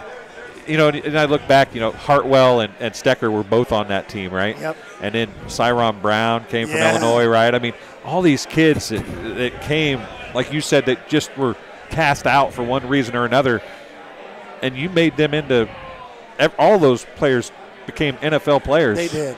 By coming here. Well, and I think the biggest thing was we were straight up with them. We told them what they needed to do, and we didn't put up with any BS. And if they had any kind of issues or something before, we told them, hey, listen, you got one chance. That's right here. You don't do it here, you're going home. You're never going to get away. So I think the whole thing with young people is give them what you want and what you have to have and make them live up to it. If you don't do that, you're letting them down. And you never want that. So I kind of hear football coaches are like race car drivers. They never retire. No, you're about right. So what are you doing now? So I have retired from the Chiefs. I was there for 8 years. And since that time, I was going to do the USFL. And my wife had some surgeries. So I stayed out of that. And then my son became the head football coach at Missouri S&T with Science and Technology. Uh-huh. I didn't really understand how he could talk to those smart kids, but that didn't run in our family. But anyway, he does. Are you saying he's smarter than you? He must be. So anyway, when he started doing that, I started helping him. So I did what I do with the Chiefs. So, I'll write up every player and his positives and negatives and then give it to him and his coaches. So, it'll help them a little bit get ready for the next game. So you do that for the opponent or for their team? For their opponent. For their opponent. Then I go to the game, and then I sit in the press box. Well, I sit on top of the press box. I don't have the greatest accommodations. It's going from the Kansas City Chiefs press box top floor left to on top inside a little doggone lean-to kind of deal. So it's like coaching high school again. Worse. But anyway, it's fun to help him, and he kind of asked me about timeouts and stuff like that. But it's phenomenal. It's so much fun to see him coach and see his team play, and he got good guys, really good kids. And I go to practice, at least 1 or 2 times, like every 1 or 2 weeks. So, think you'll come back to more of these now? Oh, yeah.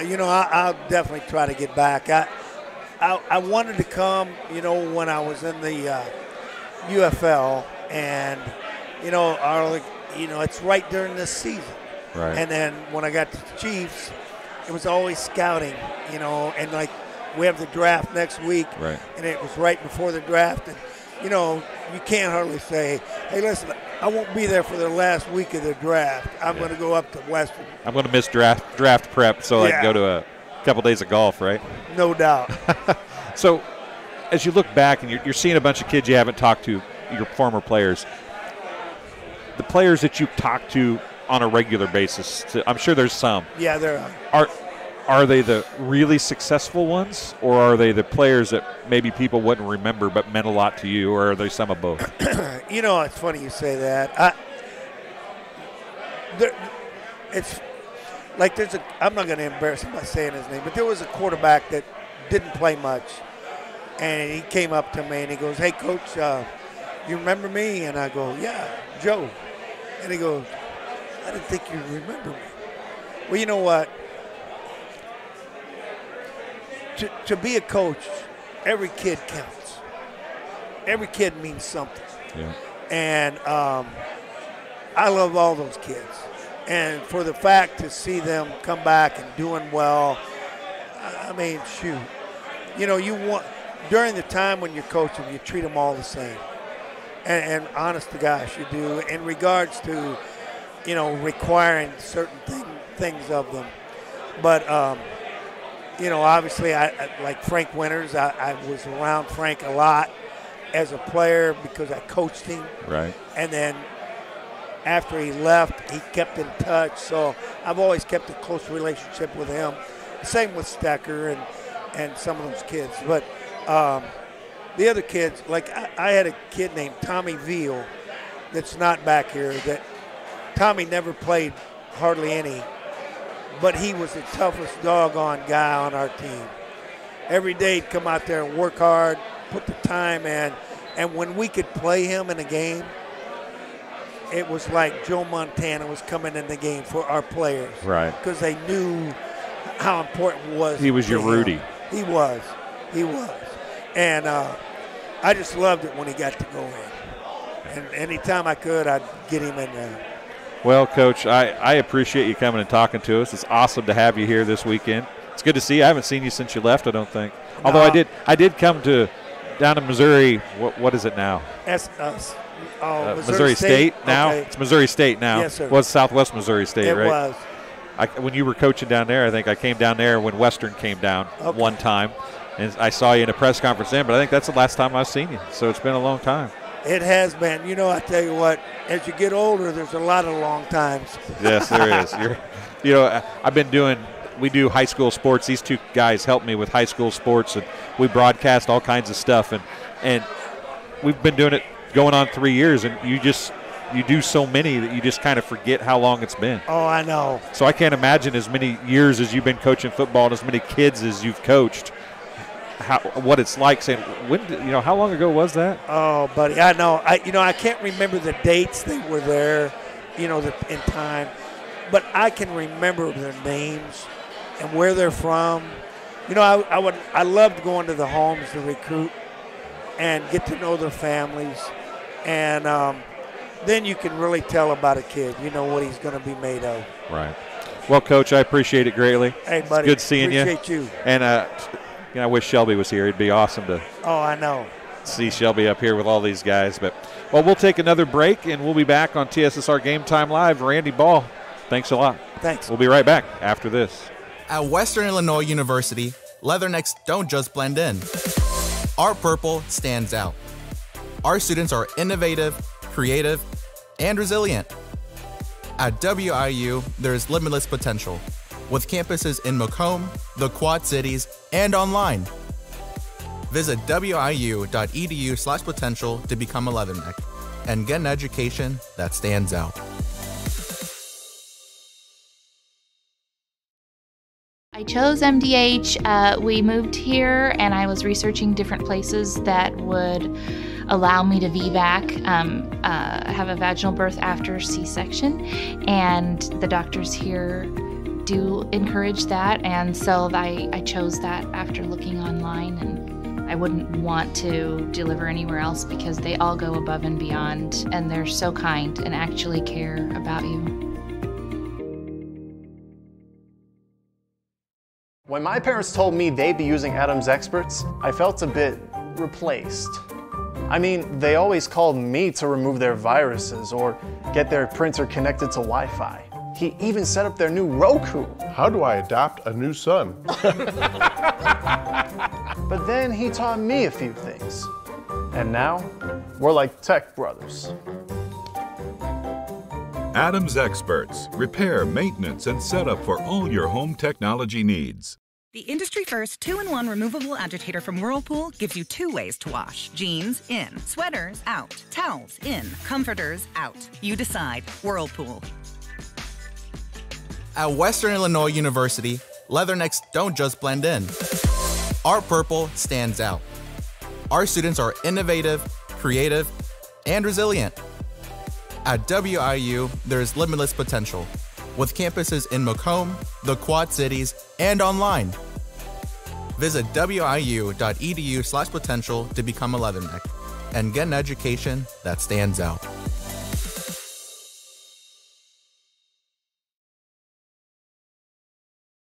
I chose the MDH OBGYN group because I've heard wonderful things about Dr. Smith. And upon entering the office, I really got along with everybody and got a warm feeling. The staff is warm and inviting and welcoming. It's a small community, so it's a really nice hospital to have here in the rural area. I continue to choose MDH because of the relationships I have. I really enjoy everybody here. I grew up in a small town in Missouri, and I like the feel of community. I like knowing the people that I take care of and knowing the people around me, providing care for someone that you know is in this community and helping them to get better. MDH Sport Medicine Rehab is just not for the athlete. We see a variety of ages, getting them from having pain to no pain to get back to their normal activities and their prior level of function. I chose MDH. We moved here and I was researching different places that would allow me to VBAC, have a vaginal birth after C-section, and the doctors here do encourage that, and so I chose that after looking online, and I wouldn't want to deliver anywhere else because they all go above and beyond, and they're so kind and actually care about you. At Western Illinois University, Leathernecks don't just blend in. Our purple stands out. Our students are innovative, creative, and resilient. At WIU, there's limitless potential, with campuses in Macomb, the Quad Cities, and online. Visit wiu.edu/potential to become a Leatherneck and get an education that stands out.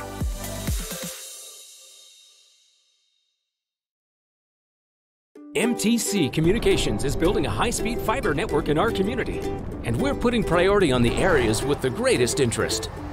That means we need your input to let us know you want us to build fiber in your area first.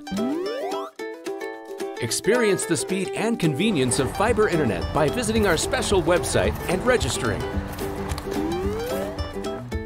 Let us know you want fiber internet today and make your voice heard.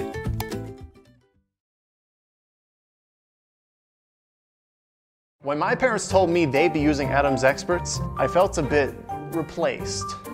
I mean, they always called me to remove their viruses or get their printer connected to Wi-Fi. He even set up their new Roku. How do I adopt a new son? But then he taught me a few things.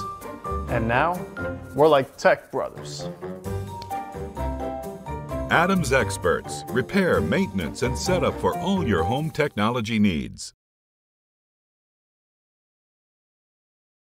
MTC Communications is building a high-speed fiber network in our community, and we're putting priority on the areas with the greatest interest.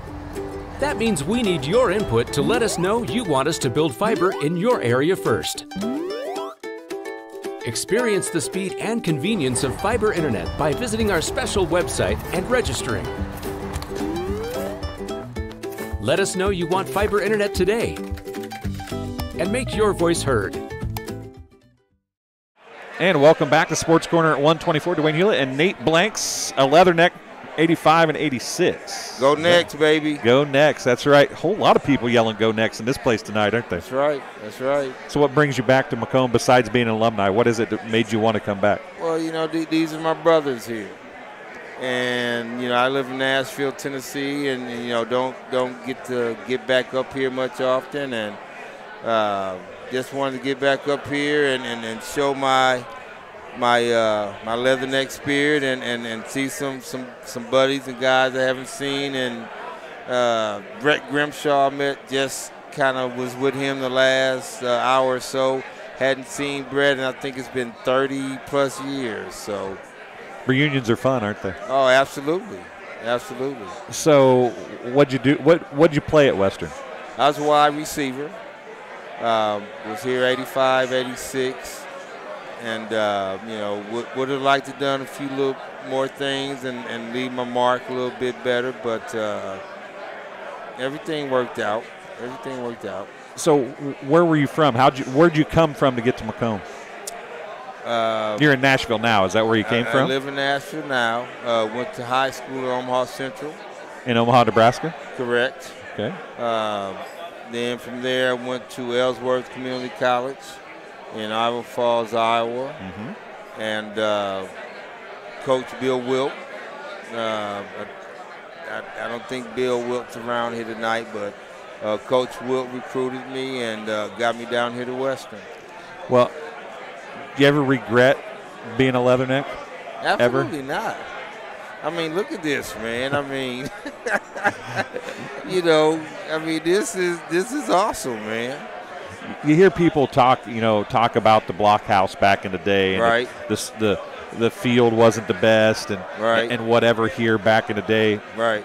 But the heritage and the history here is phenomenal. Absolutely. How did the football program overcome all that stuff all those years? Well, you know, I was kind of disconnected for a while because after I left, a couple years. But what I would say is, you know, I feel I was part of that 85, 86 time when we were making the transition from good to being great. And right at that time, we became great, and people wanted to come here Western and play football. You know, the neck tradition goes long and deep, and it's just always a great part to contribute to something and be a part of something. So did you do anything with football when you got out of Western? I did. When I left Western, I signed as a free agent with Seattle Seahawks. Okay. And was in training camp with them and got a nick or two, and that kind of didn't work out. And then this is fall of '87. The strike happened, and I got to be a participant with the Kansas City Chiefs. So you were practicing, or you were with the Seahawks as a free agent when Steve Largent was still there, Absolutely. Right? Steve was I never saw him drop a ball, one ball, not one, in whole training camp. That guy he reminded me a lot of a former neck we had here, Ken Huddleston. I don't know if you know that name or not. I know the name, but I don't. But HUD was a Steve Largent.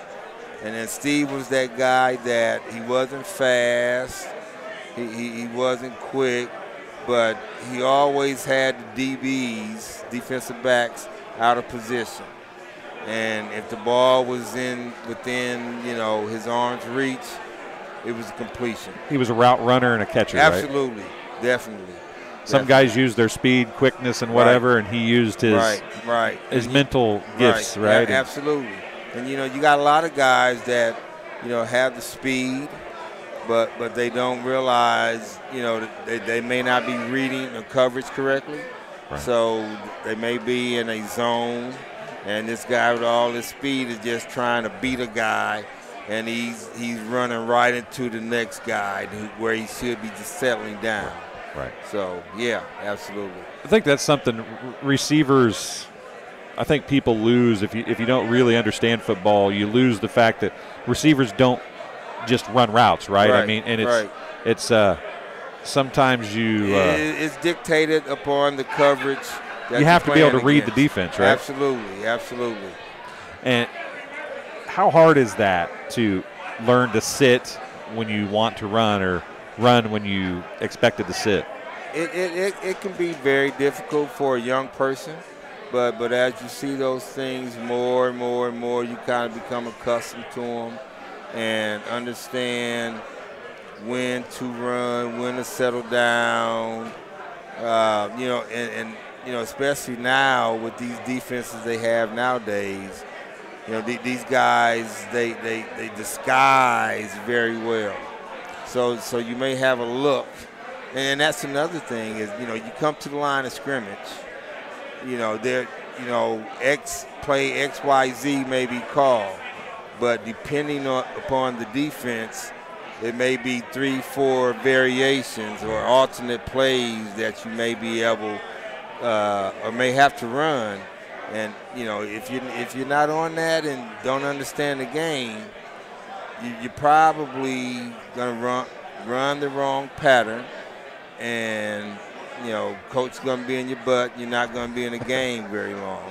You know, they look like they're in bump and run, and they fall back into zone, or they look like they're in zone, and at the last minute, right pre-snap, they're up and bump and run. And absolutely. I mean, that's the kind of stuff that I think is lost by the average person a lot, you know. The other thing that I asked Frank Winters about this, if what moving from Western to the Green Bay Packers was like.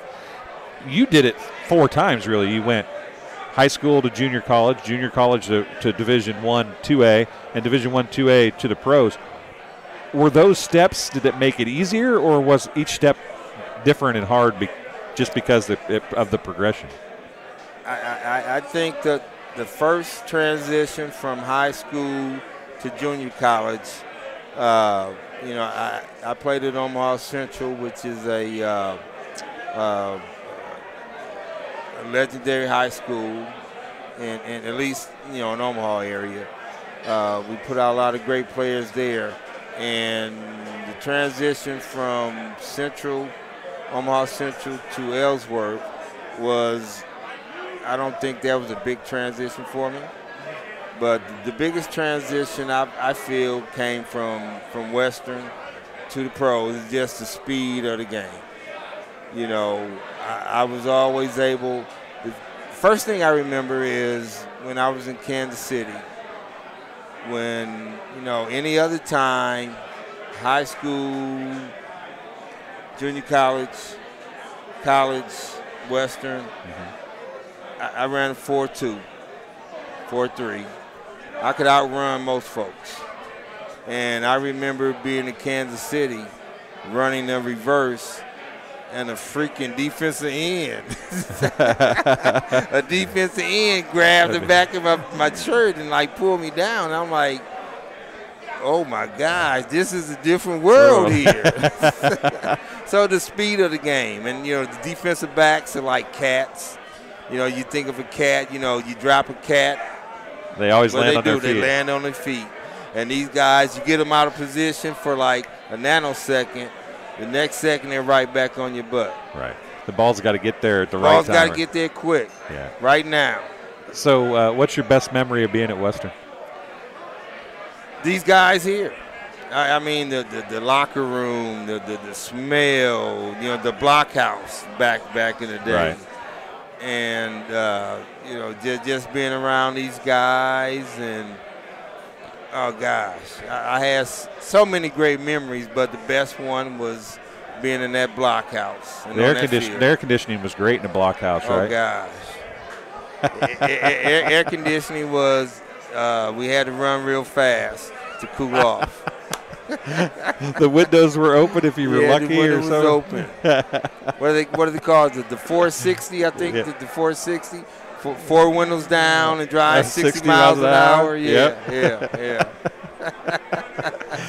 Yep. Did you get to see the locker room when you've been back at all? I did. It's a pretty nice little joint for them. It's come a long way. And, you know, they got couches. I'm seeing guys lounging and laying back. First of all, I don't think playing with Craddock there would have been any lounging at all. Right. Upright, yeah. Full attention Shoulders at all back. times. Shoulders back all the time. Yeah, I could see that. The times they haven't changed. Yep, they've changed for the better. Well, Nate, I appreciate you stopping by and talking to us. Thank you, sir. I'm glad you're having a great time back in Macomb. Yeah. Hopefully we'll see you again in years to come here at the Alumni football weekend. And did you watch any of the football game tonight? I did. I was actually honorary captain, so got to be on the field for the coin toss, and you know that was quite an honor. And that's actually, I guess now that I think about that, that's probably one of my greatest memories there. One of my greatest times here was being an honorary captain. That's you know, that means a lot to me. Gives you a reason to watch them this fall, doesn't it? Absolutely. And Absolutely. I think Coach Hendrickson's going to do good things here. I think so. You know, from being here last year to this year, it looked like years ahead of last year. I would agree. We were going to broadcast the game for them, and they decided not to. And somebody's like, well, I don't know why they wouldn't. I said, to me, that means they feel like they're a lot better than they were. We don't want to show anything. Yeah, because we're going to catch some people who think we're not going to be very good. Yeah. And and the offense was a little slow to get going. Defense looked pretty good, but man, once the offense got going, and you know, that's typically how it is. You know, the defense is always going to be ahead of the offense early in the season. And, you know, defense just got to hit people and cover them. You know, offense, you got to execute. So a little bit of difference. Receivers, not a lot of height, but looked like they had a lot of speed. Receivers look great. I think I saw 3 touchdown passes, I believe. That one at the end of the first half was nice. Right, real nice. So good I things got chills coming. when I saw that. You wish it was you, right? Flashbacks. Yeah. Yeah. Did you catch a few of those in your day? I caught 1 or 2. Well, Nate, again, I appreciate you stopping by. Have fun talking to everybody that's still here tonight, and we'll see you again in years to come. Sounds good. All right, it was Nate Blanks here on TSSR Game Time Live, presented by MDH. We'll take another break, and we'll be back in just a couple minutes. Go Knicks! At Western Illinois University, Leathernecks don't just blend in. Our purple stands out. Our students are innovative, creative, and resilient. At WIU, there's limitless potential, with campuses in Macomb, the Quad Cities, and online. Visit wiu.edu/potential to become a Leatherneck and get an education that stands out.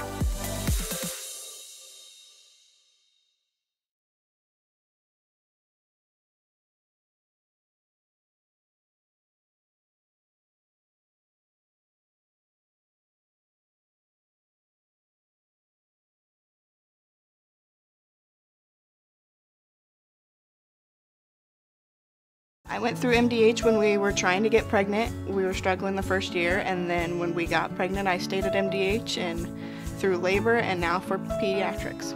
My experience was nothing short of phenomenal. I was met with amazing staff members who helped me through concerns that I had when she was first born, helping me learn how to be a new mom. It was really reassuring and comforting knowing that I had so much support and kindness around me.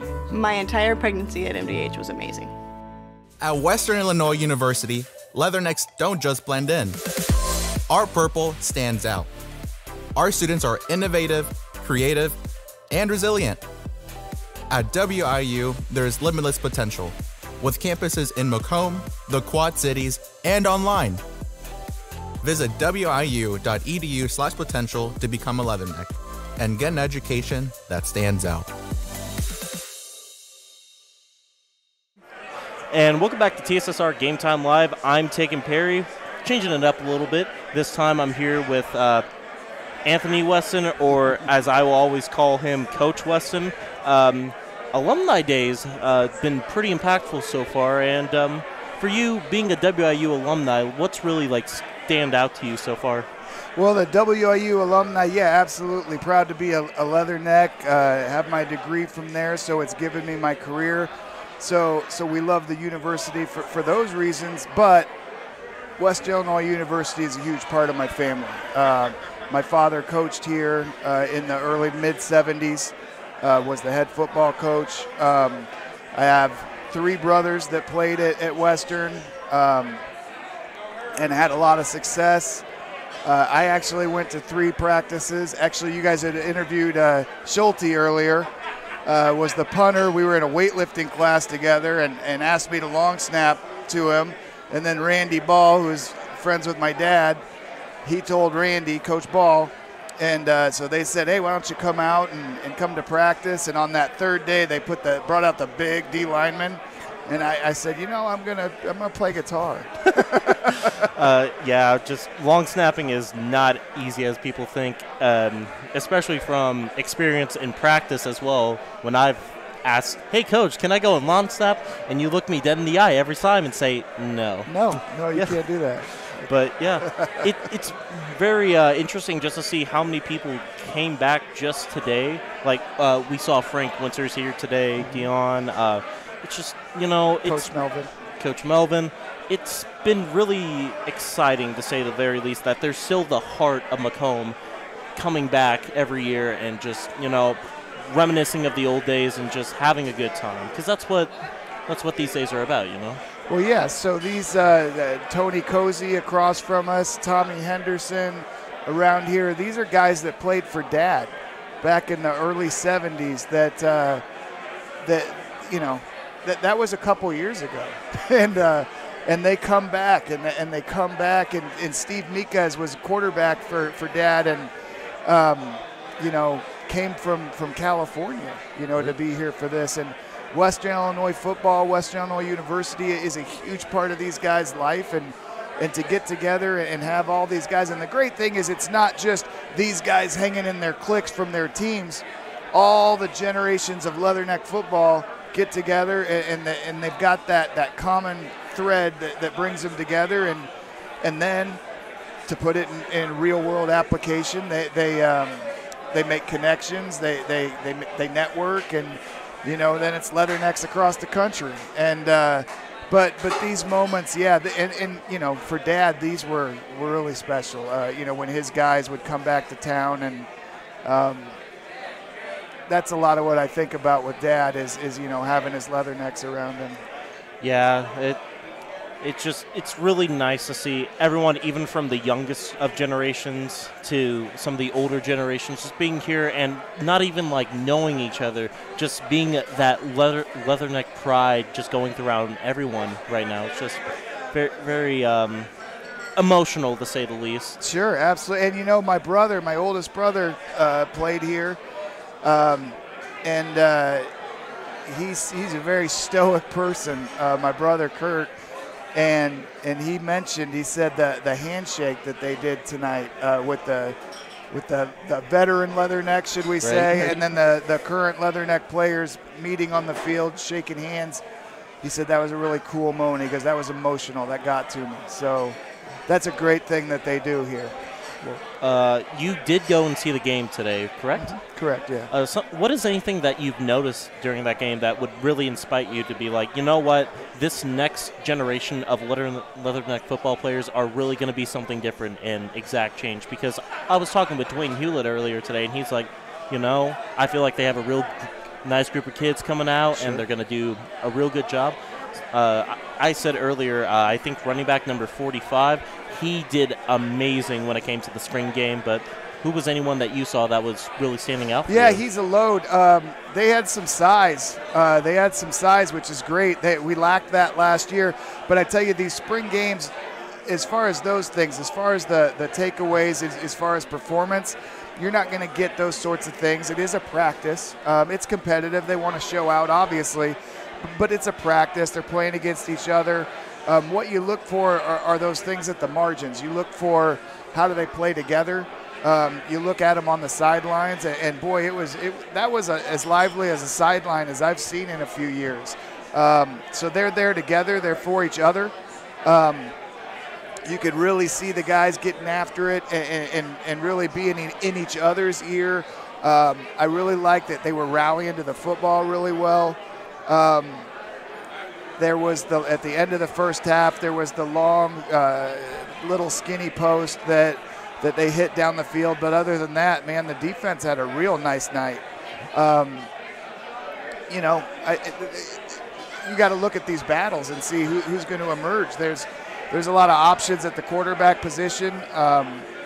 Like we mentioned, there's a lot of size on the line, which is heading in the right direction. I think that's the best thing is really we don't really know because there's a lot of guys that are fighting for spots, and that's a good thing because there's a lot of talent on the football team.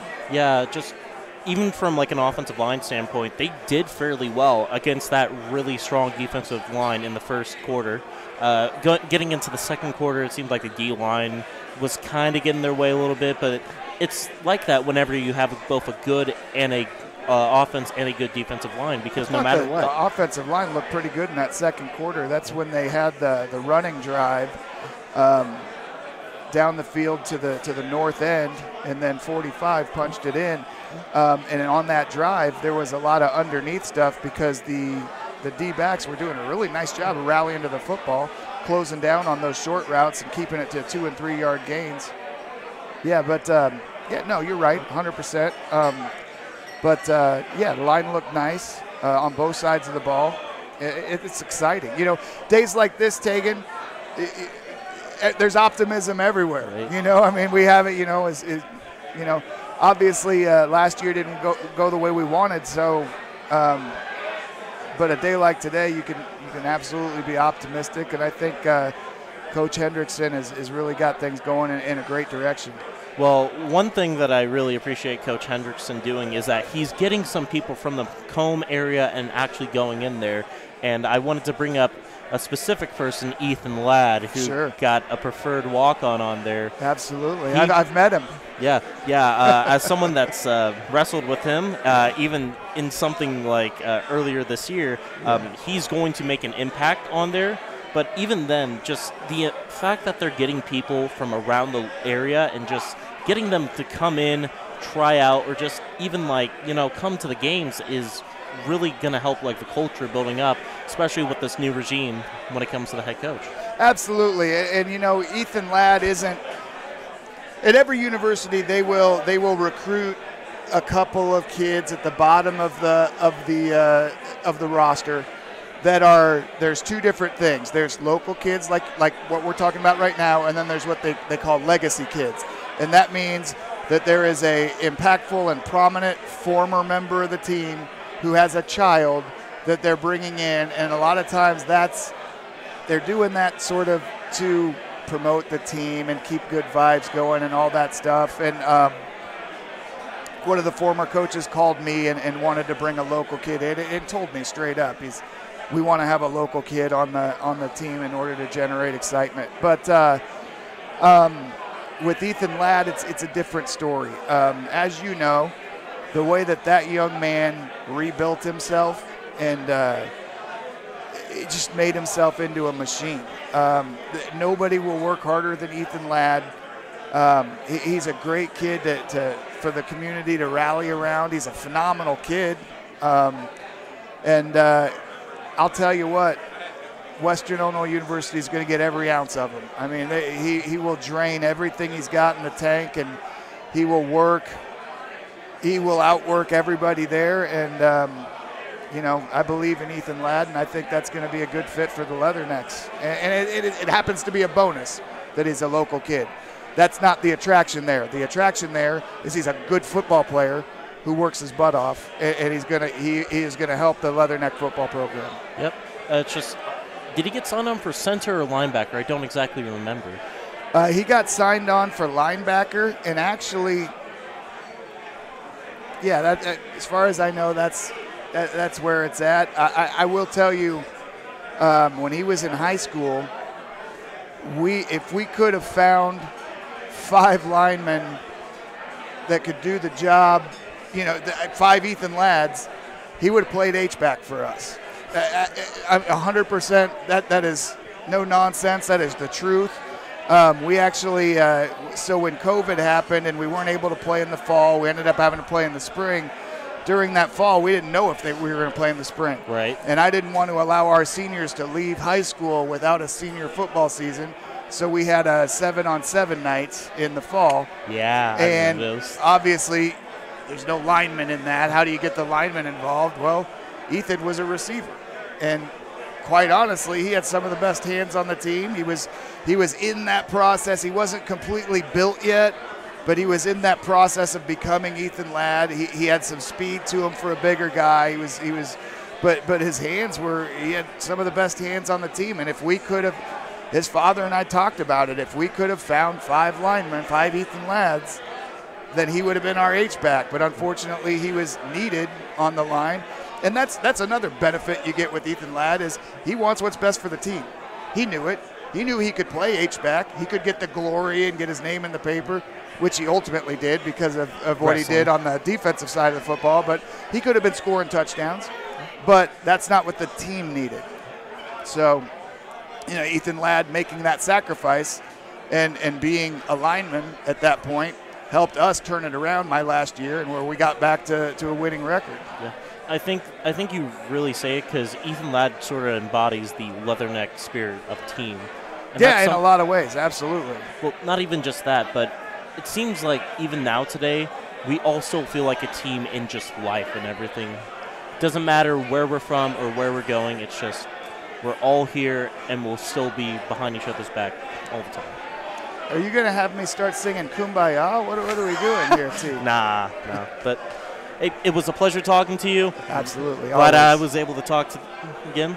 We will take a couple of breaks real quick, but we will be right back on TSSR Game Time Live. It was the community that really drew me back to Macomb. I'm from a small community, and I'm from a farm family, and ultimately I always wanted to practice in a place like that, and I felt that I had the ability to connect to people who with a similar background from me, and the fact that the staff members at the hospital and the support, all the support staff at the hospital was also focused with the goal of patient care. It felt like it just all came hammered at home for me. I chose the MDH OBGYN group because I've heard wonderful things about Dr. Smith. And upon entering the office, I really got along with everybody and got a warm feeling. The staff is warm and inviting and welcoming. It's a small community, so it's a really nice hospital to have here in the rural area. I continue to choose MDH because of the relationships I have. I really enjoy everybody here.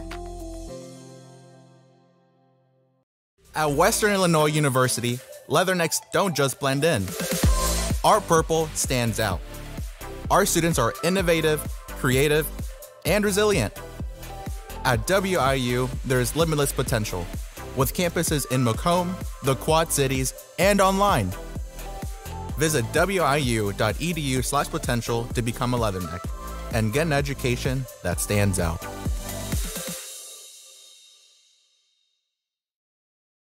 MTC Communications is building a high-speed fiber network in our community, and we're putting priority on the areas with the greatest interest.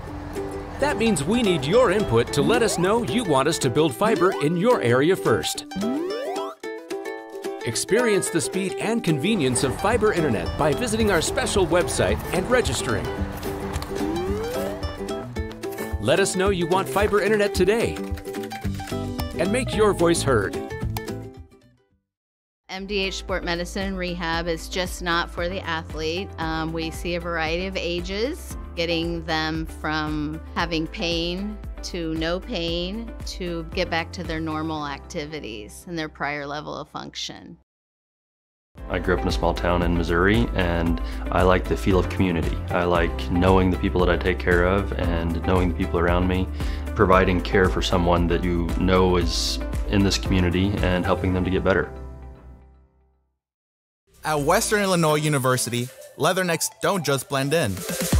Our purple stands out.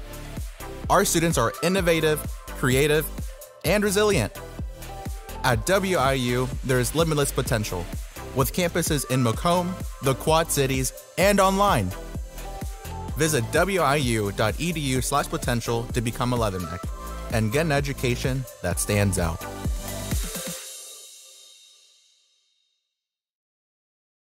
And welcome back. Dwayne Hulett back here with Brett Grimshaw, a Leatherneck from 84 to 88. If you're doing the math, that's 5 years. Yeah. Yeah. I asked somebody earlier, were they on the 5-year plan? And I you was were actually on the 5-year plan. Yeah, but I was. you did it intentionally. Well, yeah. I come in redshirted. 84 and I redshirted as a freshman in 1984. And they had red shirts in 1984? Oh, yeah, absolutely, yeah. It was a thing. That wasn't an old joke, but just kind of an old joke. So 85 would be my redshirt freshman year, 86, 87, 88 my senior year. And obviously, the things that we did in 1986 and 87 and 88 were, according to Rich Weston, you're Rich Weston, you know Rich? I do. The best, and I don't know this, I don't know the history or anything, but he says that the 88 team was the best team that ever played and went through Western Illinois. And I don't know if that's true or not, but we were 10-1 that year. So somebody may have told me that you were a stud fullback. Is that how you remember it? Yeah, I do. I tell you what, watching all these running backs growing up as a kid, my guy was Larry Zonka, So I tried to emulate what Larry Zonka did on the field, and I gave it everything I had. There's a whole lot of people that have given a whole lot for Leatherneck football here tonight, isn't there? Yeah, there's a room full of people here that love Western Illinois and bleed purple and gold. So what is it about Western that made you come here? Why did you come to Western? I tell you what, it's a good question. And do you have a good answer? You tell me when I'm done answering this question or not. Bruce Craddock. I don't know if you ever met the man or not. I did later. But yeah. Bruce Craddock was the coach here. He came here in 1983. I came here in 1984, so his second year, I showed up as a freshman. But my dad and Coach Craddock played college football together at Northeast Missouri State University in Kirksville, Missouri. I know where that is. And so they were teammates together. And my dad, when we grew up in Burlington, Iowa, a 45-minute drive from here. Are you still in Burlington? Yeah, I'm still in Burlington. I'm still I thought there. I recognized your name. Yeah. I was a deputy sheriff over there for 32 years. I remembered that. Just That's how retired a year and a half ago. It's all coming together now. It's all coming together now. I never met you in that capacity. No, my ex-wife used to work at the jail, or works at the jail now Really? again. Yeah, Tammy Hulett. No kidding. Yeah. I think. I'm sure you know her. Yeah, I'm sure I do. Yeah, tall, skinny lady. There's a lot of gals, a lot of people, a lot of good people that work for Des Moines County, and I can't say enough good things about them. But anyway, Back Coach to Craddock what we're talking and about. my dad played college football together. And my dad is, when I was a kid, we lived in Burlington, and he played college football, so he was a big college football fan. And he used to bring us over to Macomb, me and my brothers. And we used to sit there and, we didn't know what really was going on, but God, I fell in love with this place. He brought us over to, I don't know how many games, probably a dozen games, over the years. And the last game that I come to, I was a senior in high school, and it was Coach Craddock's. He was actually at Northeast Missouri coaching. And Northeast Missouri came to Macomb in 1982, my junior year in high school. and Northeast Missouri beat Western Illinois at Western, and I was at that game. I bet that didn't go over well, did it? It did not go over well. And, of course, Coach Craddock, you know, my dad went up and talked to him after the game, and they were buddies, and he said, well, maybe, you know, my son could, you know, maybe play for you. I was into football at the time, you know, running the high school. And he's like, yeah, you know, I'd love to, you know, see your son here someday. Not here, but not knowing that he was going to eventually be here. But the next year he takes the head coaching job here at Macomb. And Coach Craddock recruited me. He and my dad had conversations over the years, you know, and that's Coach Craddock come over and signed me one day. And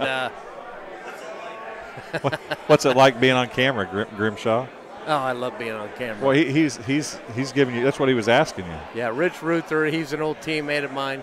So you got a bunch of old teammates sitting at the table here? Yeah, we do.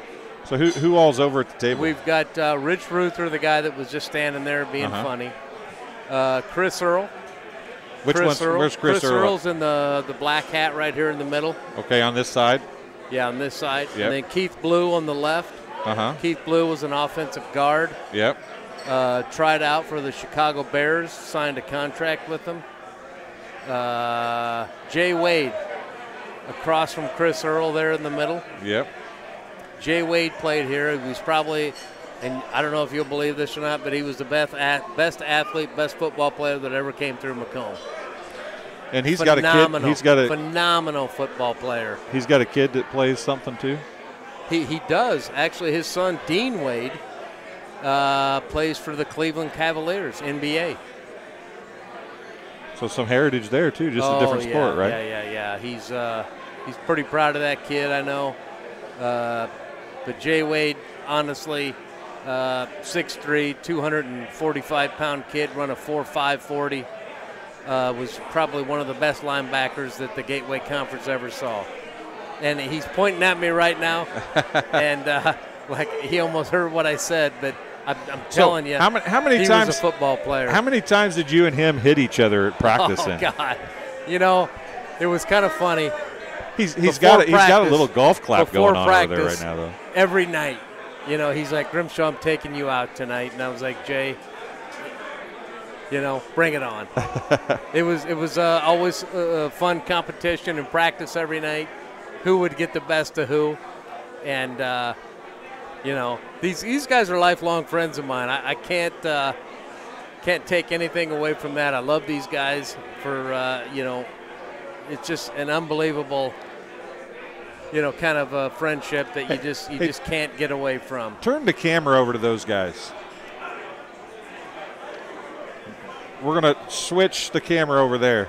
Can you see? Hey, yeah, there they are. Hey, zoom in on those guys right there.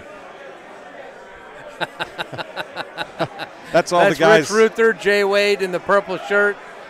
Chris Earl's got his back to us there, right? Thad Trump is married to my brother's wife's sister. My brother came here.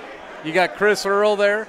He owns a reverse Rocky Knoll Ranch down in Maxwell, New Mexico. He's a big cattle guy. Joe Floss was a quarterback here. Pablo Luis is Florida, big in the real estate industry. Just a bunch of great guys with you know, phenomenal careers ahead of them, and not knowing what they'd end up as you know, Leathernecks. These guys are all everybody I know. There's not one guy that's ended up as a failure. We're all doing well. Great families, great fathers, great dads. You know. You know, I want to point out they were much more behaved when we turned the camera on them than before. Did you notice that? Yeah, I did notice that. Yeah. It's amazing how that works. It is. It really is. Yeah, I sometimes it's fun just to turn the tables a little bit. You know what I mean?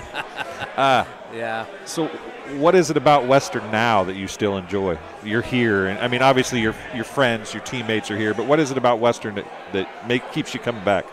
You know, I guess as coming over as a young kid, you know, 5th grader, 6th grader, 7th grader, you know, then I eventually came here and met all these, wonderful people in this room. I mean, these are lifelong friends of mine. I mean, there is people that I still talk to on a regular basis today, and that group of guys over there is a large part of that. And it's just the camaraderie-ship, the closeness, I mean, we are brothers, I mean, I've got four brothers, biological brothers, but these guys are just, they mean so much to me. I cannot begin to tell you, the hardships, the sweat, the blood that we shared together out there on the practice field, and the coaches, and just everything that came together. I would do anything. I would die for these guys, I mean, I would do anything for these guys. I mean, that's how important they are to me, and that's what Western Illinois brought together for me, I guess, is just the amount of friendships that I've obtained over the years, and it's just a beautiful thing. What's your best memory of your years playing at Western? Is there a game that sticks out in your mind? God, we had, my senior year, we had a bunch of great memories. Beating Northern Iowa, the 5 years that I was here, we never even got close to winning. I mean, I think my sophomore year, we were close. We were ahead of them by a couple touchdowns. And up there at UNI. Did they have the dome then? They did. Yeah, the dome was there. And they come back and beat us late in the fourth quarter. But my senior year, we went up to the dome again. And we were ahead of them. We were beating them pretty soundly. We were a great team. We were putting everything together. And we actually won the game. They were going for a 2-point conversion on the last play of the game, and they dropped the 2-point conversion, and we actually won the game by 1 point. So they were going for the win. They were going for the win. We won the conference championship that year, and it was an amazing feeling. The bus ride home after that was songs and people cheering, and it was amazing. I mean, unless you were there, it was just because we'd never beat them before. UNI was like the powerhouse, and they still are a powerhouse. They still are, and they're still annoying. Yeah, they are. They are. And my nephew you're from Iowa, though. My nephew played for UNI here the last 4 or 5 years. Did you cheer for him? Oh yeah, I was a UNI fan at that point. Were you a UNI fan or were you a nephew fan? I was a nephew fan, obviously. I always wore my Western Illinois. My sister, her son. Every time I'd show up at the game, she'd look at me and say, "Are you serious?" And I'm like, "Hey, come on, you got to expect right me colors, to cheer kinda. for Western Illinois." But yeah, Jared Brinkman, UNI kid.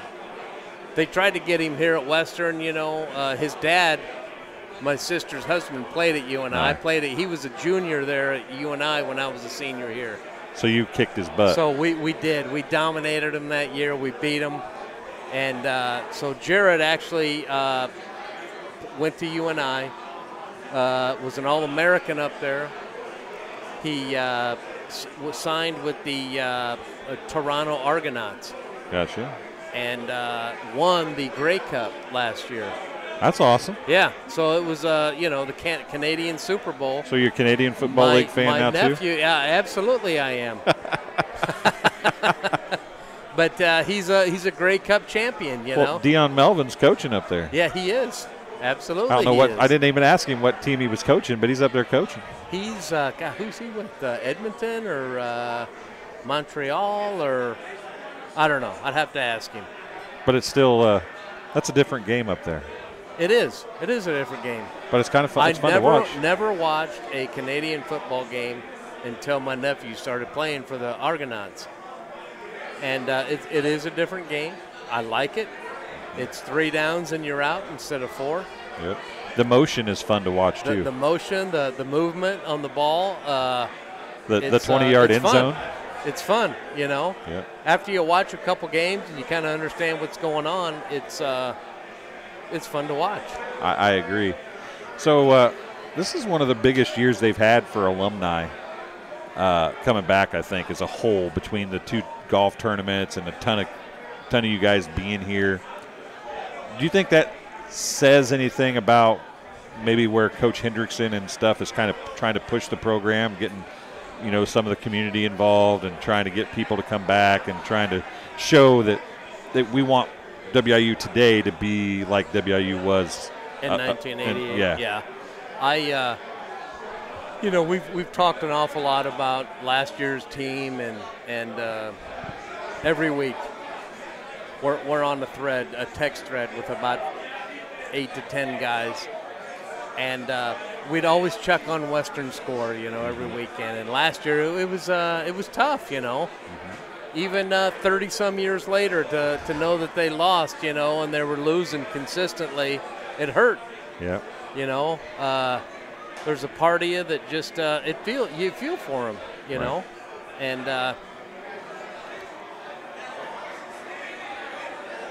I just think in the long run, hopefully they can get that turned around. You know, every guy that's put the uniform on or put the helmet on, obviously we want Western Illinois to win, you know. Right. It doesn't mean a lot to a lot of people. There's a lot of college football going on out there. But anybody that's ever worn a Western Illinois jersey or put a helmet on, we want W's, you know. We just want to win. Winning is a way of life for all of us. We all want to be successful, and we just hope for the best. They promised us today at the golf tournament that they were going to get things turned around, and they were going to go the opposite direction, and they're going to start winning football games. I mean, they didn't win last year at the end of the season, but, man, they sure played closer games at the end of the season, it seemed like. Yeah. They turned it around. Games. They just didn't get – They did. It's you know – they did. And you won a lot when you were in college, but I'm sure you've been on teams where you not only have to learn to play, you have to learn to win. You do. And it seemed like some of those games is contagious. Some of those games last year, they knew how to play, but they didn't know how to win yet. You get a taste of winning, and you win one game, and you see the joy and the jubilation, you know. And you want it again, right? And you want some more of that, you know. And Coach Craddock, I don't know if you ever knew Coach Craddock or not, but if we won a game, it didn't matter if it was 1 point or 50 points. I've never seen such jubilation in a man in all my life. We celebrated. We oh my God, it was unbelievable. I can't even begin to tell you. And then you got back to work. If he was in a great mood, we were in a great mood. You know, if we were winning, he was in. Oh, it was unbelievable. I can't even begin to describe what winning did for this program and did for us as a team, and we wanted more of it. So we wanted to win the next week. And then when you've won and then you feel that loss, you don't want to feel that again, do you? Oh my God, losing was. I think we lost three games in '87. And I think we lost once in '88, I think. Yeah. So losing was something that you didn't want to and didn't enjoy. We just didn't want to lose. Well, practice was hard. Coach Craddock didn't like losing. And, you know, we hated to disappoint the man, you know. I mean, he was one of those – he was a tough coach. He expected the best out of everybody, every minute, every second. And, you know, everybody tried to give everything to him, you know, everything for him. And everything was all about Coach Crad, winning for Coach Crad, you know, and all the coaches. They put a lot of time in. You know, we'd drive by there at 1, 2 o'clock in the morning. You could see the office lights on. You knew all the coaches were there. And you were coming back from the gym or something, right? Yeah, the library. The library closed at about 1 o'clock. Was that what it was? So on the way back from the library back to the dorms, you know, we knew the lights. Brett, I appreciate you coming and talking to me. Hey, it's a good time. We'll just leave it at that. I appreciate you having me. It's great to be a Leatherneck. Never any regrets at all, you know, for coming here to Western Illinois and being a Leatherneck. I love it. I love it too.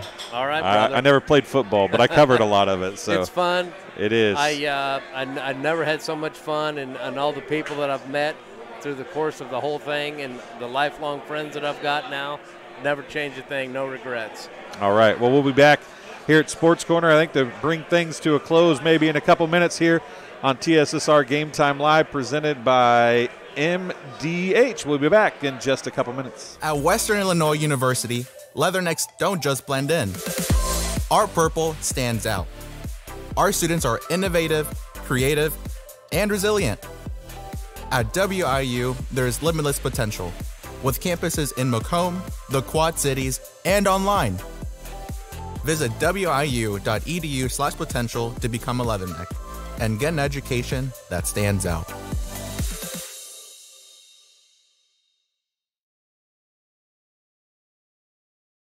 I went through MDH when we were trying to get pregnant. We were struggling the first year, and then when we got pregnant, I stayed at MDH and through labor and now for pediatrics.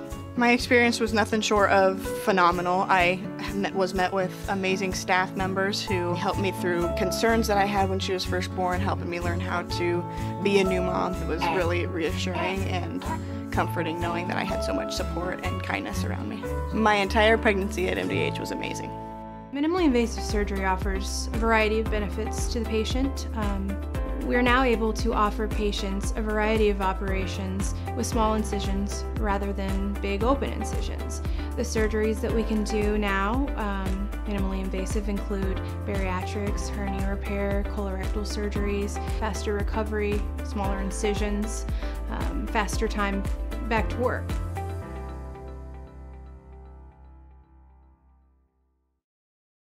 And welcome back to Sports Corner at 124. One of the guys, I guess you got to see his face a few minutes ago, just for a split second. Chris Earl is joining us now from New Mexico. We are. I saw a graphic on the alumni page the other day. It showed the Leathernecks and covering the Leatherneck logo in purple and gold, covering the entire United States for the alumni football program. Yeah. There's somebody everywhere, it seems like. There is. I mean, it's been diverse. I mean, it was. We were just talking about it tonight. It's amazing the ability of the coaching staff over the years to get people from such diverse backgrounds to come here.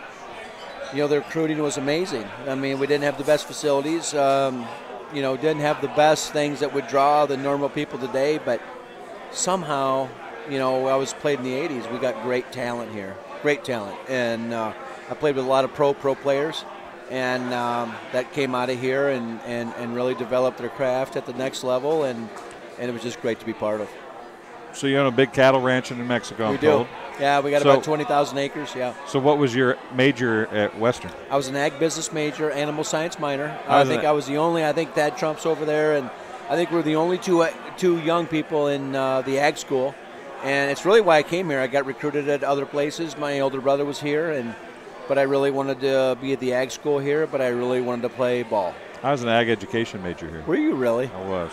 Dude, that's awesome. So yeah. I can appreciate the ag business thing. That's not something you see in the football team or basketball team very often. It's not, but it's been a great transition, you know, football to the trans, you know, to life has been great. It's been great. I mean, farming and football in some ways aren't that different. It takes a mindset. It's hard work. It's all that stuff that you know, determination, so to speak. I mean, that kind of stuff all goes hand in hand. There's no question. I mean, I learned that. We played for Coach Craddock, and he would challenge you. If you didn't meet the challenge, you were gone. And that's agriculture. If you don't meet the challenge, you go find something else to do.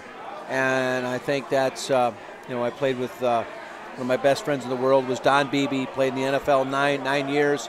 He's going to be here tomorrow. He's going to be here tomorrow. And, you know, so we were the X and the Z, and, you know, I had to keep up with him, and he challenged me and to become a better player, and we did. And, you know, and those things through Coach Craddock and challenge you to, you know, are you willing to step up and meet the challenge of results, which is agriculture? Are you willing to do that on the field? And I learned that at a young age. So 20,000 acres, that's 20,000 football fields. Yeah, you know, so I got out of Western, and I'm from Illinois, and my wife and I, we have 6 kids, and two of our sons run our ranch for us, and so we took that to New Mexico, and it's been great. But Donnie Beebe and I trained athletes for 14 years together. had a great business, and I miss it. You know, I miss the challenge of athletics and what it can take people to another level. So I talked to Coach Ball earlier, and I said, football coaches never retire. Yeah. And they always just kind of hang out and they keep finding something else to do in sports. Athletes that really, truly love the sport or love a sport or love the competition tend to be the same way. It may not be sports, but they find something that keeps that same kind of thing going, don't they? I agree with you. I mean, I do cattle auctions across the country, and I often tell people it's the same thing. It's the closest thing that I can get to the feeling of game day, and that is, are you willing to put your efforts, everything you prepared for, on the line, and see what the results are? And that's a rare feeling that you get in life anymore. And I really like that about football. I really like that about my professional life. And I think Coach Ball, even as you meet him today, you can tell he still has the fire to change people's lives through a simple game. Yeah. And I think that's coaching. So you look back on your time at Western. Obviously, you don't regret the choice at all. Do you feel like you left anything on the field or left anything undone that you wish you would have changed while you were here? It's a great question. And, back in the 80s, I'm not sure that you prepared like they do today, but I felt like I did. Right. And, when I left here, I had an NFL aspiration. I tried out. I got some workouts, didn't make it, right? And at that point, I got married, and we had to start a family, and we started a family and that kind of thing. And I really left here thinking I had no regrets. I gave it my all. And, as you come back to these reunions, you realize you did. You gave it your all. And that sometimes your all is not good enough, and that you pushed it to a level that, you never probably thought you'd get to, but you also pushed it to a level that impacted people. And that's a great thing about these is, look, does Chris Earl wish he had a 10 or 15-year NFL career? No question. Right. Did it happen? No. And did they give me the shot to do it? Absolutely. Sometimes you push yourself to greater heights than you thought you could get to, but at the same time, that pushes you to want more, right? No I mean, question. if you're a real competitor, even if you get farther than you thought you were going to, once you get to that point, you feel like you can get farther. Absolutely. I mean, that's the game of football. The game of football is you get tackled, you get hit. The game of football is, do you have the ability to get up? And I coach a lot of young people, still mentor a lot of young people. When life tells you no, do you accept it and say, not today? And I think that's what Western taught me. What Western taught me was a 5'9", 165 D1 player. And I thought I was the best player when I walked in the field, every game. And was I or not? I don't know. But I thought I was. And it taught me that don't cap myself. Go, achieve, do what you need to do, and let the chips fall where they may. And I think this experience, we'll look across this bar tonight. I've been married 33 years. Some of the great people in my life were here in Macomb, Illinois. And, when you get to the end of your life and you can look at that, that's important. That's important. I know, talking to Brett, you've got a table full of people that you're sitting with that, it's maybe an overused term, but, you have biological family, and then you have family that's outside of that. And the common theme has been brothers here. Every player, they're my brothers. Yeah. But you guys are sitting at that table. You talk all the time. I mean, it's like your brothers. You're a family, but you're a football family. There's no question. I mean, I think as you go through and look at your experiences in life, and how you correlate family to family, for me, is one, it's blood. Two, can you go a year or two without talking to somebody And then when you talk to them, it feels like you've talked to them every day. And that's the way I feel about these guys. Nothing's different. Nothing's hidden. I know their good and the bads. They know my good and the bads. And do they accept me for who I was and what I want to be? Absolutely. And for me, that's family. And, Brett, that was up here earlier, I told him tonight on the golf course, one of the great blessings of my life is that he was in my life. And as you get older, I'm, 56, 57 years old, you look at these things and you're like, you'll start looking at what's important in your life. And the stuff that we shared, the stuff that we still continue, our kids together, it's a big deal. Big deal, all because of football.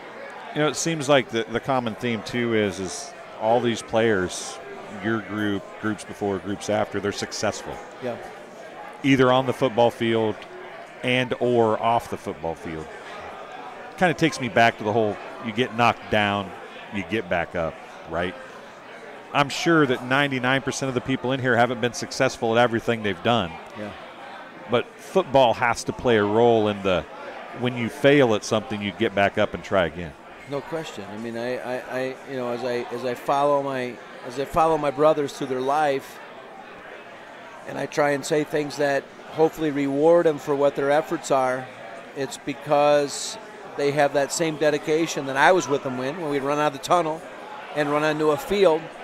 You knew that these guys were going to be with you, and the American way is you want that in people. You want that in people. You want to see them go about their life and be a representative of what you knew. And that's what I knew. What I knew was fantastic people.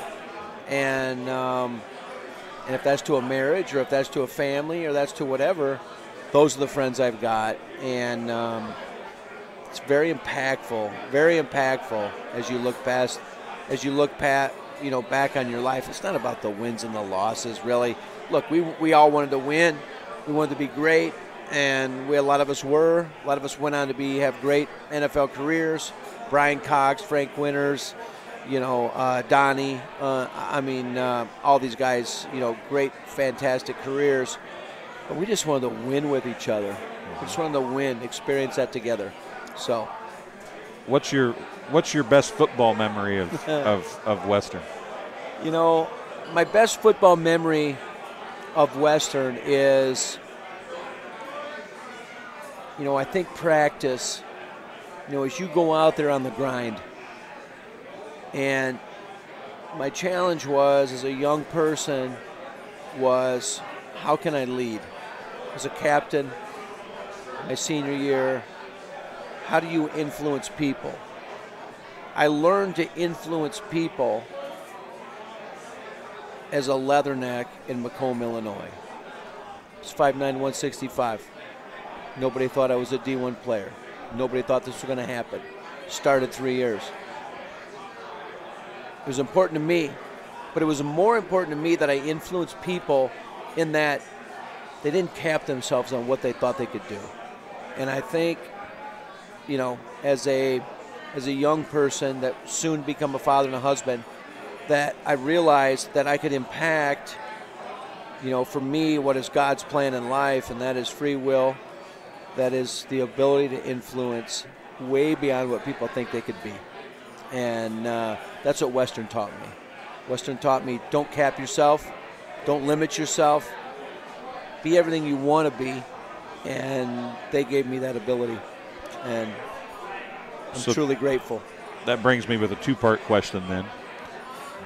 Do you feel like you didn't leave anything at Western, but do you feel like you were everything you could be at Western? It's a great question. Athletically, yes. Personally, no. I thought I could have been a better person. I thought I could deny what the college life was affording you socially and dedicate it to, an athletic thing. As I look back on my life, and maybe it was a maturation process, I I wish I would have been better. Did it afford me relationships and all this stuff? Yes. Did it make me the best player I could be? Probably not. And I don't know that I have regrets, as I think, I think life's probably more important than did I play on Sundays. But there are things that I did in my personal life in college that I would not do today. Absolutely. Yeah. So take that on to life. Did you learn from that now looking back? No question. Your life now is different because of that? There's no question. I mean, it's, look, if you don't learn, if you can't arbitrarily distract yourself from what is wrong or right and deciding if it's wrong or right, life's going to be a tough venture. But I was able to distract myself, know that some of the things I did in college were wrong. A lot of things I did were right. But if I would have taken away the wrong and put it in the right, who knows what could have been. But I don't regret how my life has turned out. All I can do is get up every day, look at what Western brought me, look at what my friends brought me, look at what football has brought me, and it changed my life. It changed my life. Could have been greater? Absolutely. Could have been worse? Yeah. Well, that's the competitor in you, right, though? No question. I mean, whether you could have been or couldn't have been is really, you'll never know. I'll never know. You're going to think that you could have been. No question. I'm kind of that way with the stuff I do. Yeah. Everybody's like, why do you change things, or why don't you just keep doing what you're doing? Why do you add this, or why do you do this? I'm already busy. Why are you adding that? Because I feel like I'm not doing the best or what all I can do, or I want to learn new things, or I want to do new things. And when you fail at something, you want to change that. And when you fail, you want to make that thing right and then move forward from that, right? So I think it's a great point. I think it's a great point. I mean, I tell many people, we get one life. We get one life. When I get to the end of my life, I want to look up at the Lord and know I left it all. I left it all. And I don't know that I feel that today. I want to feel like that tomorrow. I don't know that I'll completely feel like that. But I know that Western athletics and football was a great roadmap to teach me how to give it all. And the coaches that I thought were tough, I look back and was like, I'm so grateful. It's funny how we look back at the hardest coaches or the hardest teachers, and today it's more so maybe because people think that they're all just being mean.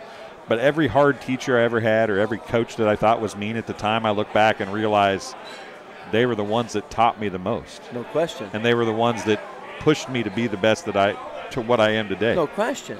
It's funny how in a moment it seems bad. Yeah. But as you mature and grow older, you realize that that's the best part of whatever you did. The single greatest thing that ever happened to me in my life was I was 7th grade, and I was playing defensive back at a middle school, and we kind of came to the end, and the coach looked to me, and I don't know, he was in a bad mood that day maybe, and he looked down at me and said, "Son, you're too small to play this game." I could have wilted. I could have went away. I could have found something else to do. I got pissed. Right. I got pissed. And I was like, you know what? That might be your opinion. It ain't mine. And I'm going to prove that you're not right. And I played at a D1 level. And not that I wanted to show them up, not that I wanted to do any of those things, but I wanted to perform at a level that somebody outside of me said, "Son, we're going to give you a shot." And Western was the people that gave me a shot. And to the point that I started 3 years, made some all-conference teams, was a captain my senior year, and recruited a lot of people here because, frankly, I was their lead recruiter because a 5'9", 165 white guy. As I brought these recruits in, they're like, if this guy can play here, I can be a star here. Right? Yeah. Right. So, I can appreciate that completely. Yeah. Well, are you golfing tomorrow? I am. Yeah. How did today go? Did you golf today? Yeah. It was a little rough today, wasn't it? I'm a cattle rancher. So you're not a golfer? I'm not a golfer. I think I'm an athlete, but I'm not a golfer. Do you play cow patty bingo? Every once in a while. Every once in a while. Yeah. Yeah. So it was fun. It was fun. You're not a real golfer, but being an athlete, you have to have that competitive. I hated golf. My God, I hope I never lose the competitive nature. You know, I had fun at golf till I thought I was getting better. Yeah. And then when I thought I was getting better and I started to suck again, I just get pissed off. I got the same problem with golf. I lean over a golf ball and I look at it and I was like, and I'm thinking to myself, I want to hit this thing as far and as hard as I can. And that's just not golf. No, and it never goes where I want it to. That's right. The harder you hit it, the worse it is. Generally. That's right. I'm not one of those long drive guys. Exactly. Chris, I appreciate you stopping and talking to us. I appreciate It's good to meet you. Yeah, great show. And thank you. We'll be back on TSSR Game Time Live, presented by MDH. Maybe in a couple minutes. We got to get Brian Spots on here, I think. It'd be great. So great guy. Yeah. We'll be back in a couple minutes here Thanks, on TSSR guys. Appreciate Game it. Time Live. At Western Illinois University, Leathernecks don't just blend in. Our purple stands out. Our students are innovative, creative, and resilient. At WIU, there is limitless potential, with campuses in Macomb, the Quad Cities, and online. Visit wiu.edu/potential to become a Leatherneck and get an education that stands out.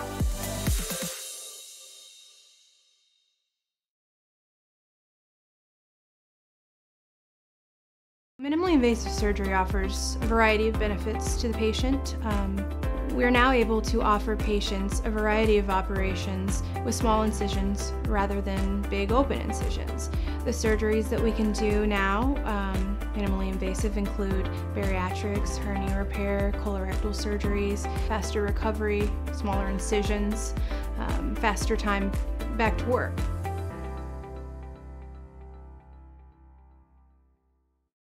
I chose MDH. We moved here and I was researching different places that would allow me to VBAC, have a vaginal birth after C-section, and the doctors here do encourage that, and so I chose that after looking online, and I wouldn't want to deliver anywhere else because they all go above and beyond, and they're so kind and actually care about you. After my appointment that day, I just made up my mind that I'm going to have my baby here in Macomb and this hospital, because irrespective of where you're from, who you are, it's just their line of duty to make sure they give care, make you comfortable. I thought about the staff of MDH, they're all good. You get all the support you need. This is just the best place for you and your family. I chose the MDH OBGYN group because I've heard wonderful things about Dr. Smith. And upon entering the office, I really got along with everybody and got a warm feeling. The staff is warm and inviting and welcoming. It's a small community, so it's a really nice hospital to have here in the rural area. I continue to choose MDH because of the relationships I have. I really enjoy everybody here. I went through MDH when we were trying to get pregnant. We were struggling the first year, and then when we got pregnant, I stayed at MDH and through labor and now for pediatrics.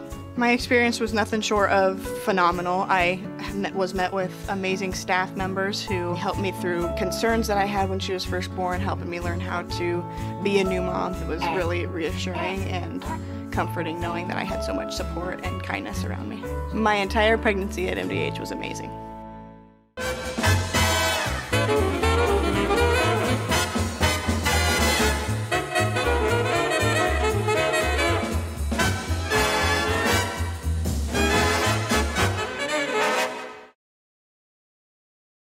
MTC Communications is building a high-speed fiber network in our community, and we're putting priority on the areas with the greatest interest. That means we need your input to let us know you want us to build fiber in your area first. Experience the speed and convenience of fiber internet by visiting our special website and registering. Let us know you want fiber internet today, and make your voice heard. And we're back. Brian Spots joining us, and you've had a pretty busy 2 days. Well, it's actually been a very busy few months. Well, that's true. Planning that, yeah. You've worked your tail off on this deal. It has, and you know, I tell you, and everybody thanks me, and I say, guys, what makes this happen is you come back. That's the thing, you know. And me being a former player in the 70s, and you were at the golf course this morning when I gave my talk, and you know, one commonality we all have, it doesn't matter what era we played, what year we played, we're all Leathernecks. And we've got so many stories, and we sat with guys last night from different age groups, and everybody agreed that it was some of the best times of their life. Well, it's amazing that it's like you talk to whatever age of kid that was, you know, whatever year they were a kid here, the talk is the same. You know, it's brotherhood, it's Western, it's we love football, we're a family, and all of you are together. It's not my 4 years or their 4 years, it's Leathernecks. Yeah, I can tell you this. What made me come to Western Illinois University was not only Larry Mortier, who's the defensive back coach at that time. He recruited me in high school. But what made me come here is I was on a senior day visit, and we were playing UMass, and UMass was Division I at that time, and we were Division II. Mm-hmm. And we got beat 16-14, but our guys played them hard, and they thought they were going to come in and push us over. But when I decided to become a Leatherneck, and, you know, we've always been a blue-collar type program, hard workers. You know, we don't take no for an answer, and we worked hard in the weight room. And everybody that played us, they knew they were playing the Leathernecks. And I think that's really, even last year when the record wasn't great, especially by the end of the year, the teams knew they were playing a football team that was full of a group of kids that cared. Yeah, and you know, at the end of the day, we were dealt a hand, and the coaches knew that coming in, and they knew this was not going to be an overnight change of scenery, if you will, and they had to, and every coach has got to bring in their own kids, and one thing that they went out and did, they recruited a great freshman class, and they redshirted the majority of those kids. Now, you know, now they get to play 4 games and then they're done, but they've got some playing experience against some good competition. They redshirted, and now they're coming out, and now it's time to perform. Right. And I think the kids that we saw tonight perform in the spring game, they're ready to step up for the challenge, and they're young. When Myers, Coach Hendrickson, came here, he was known to be a good recruiter.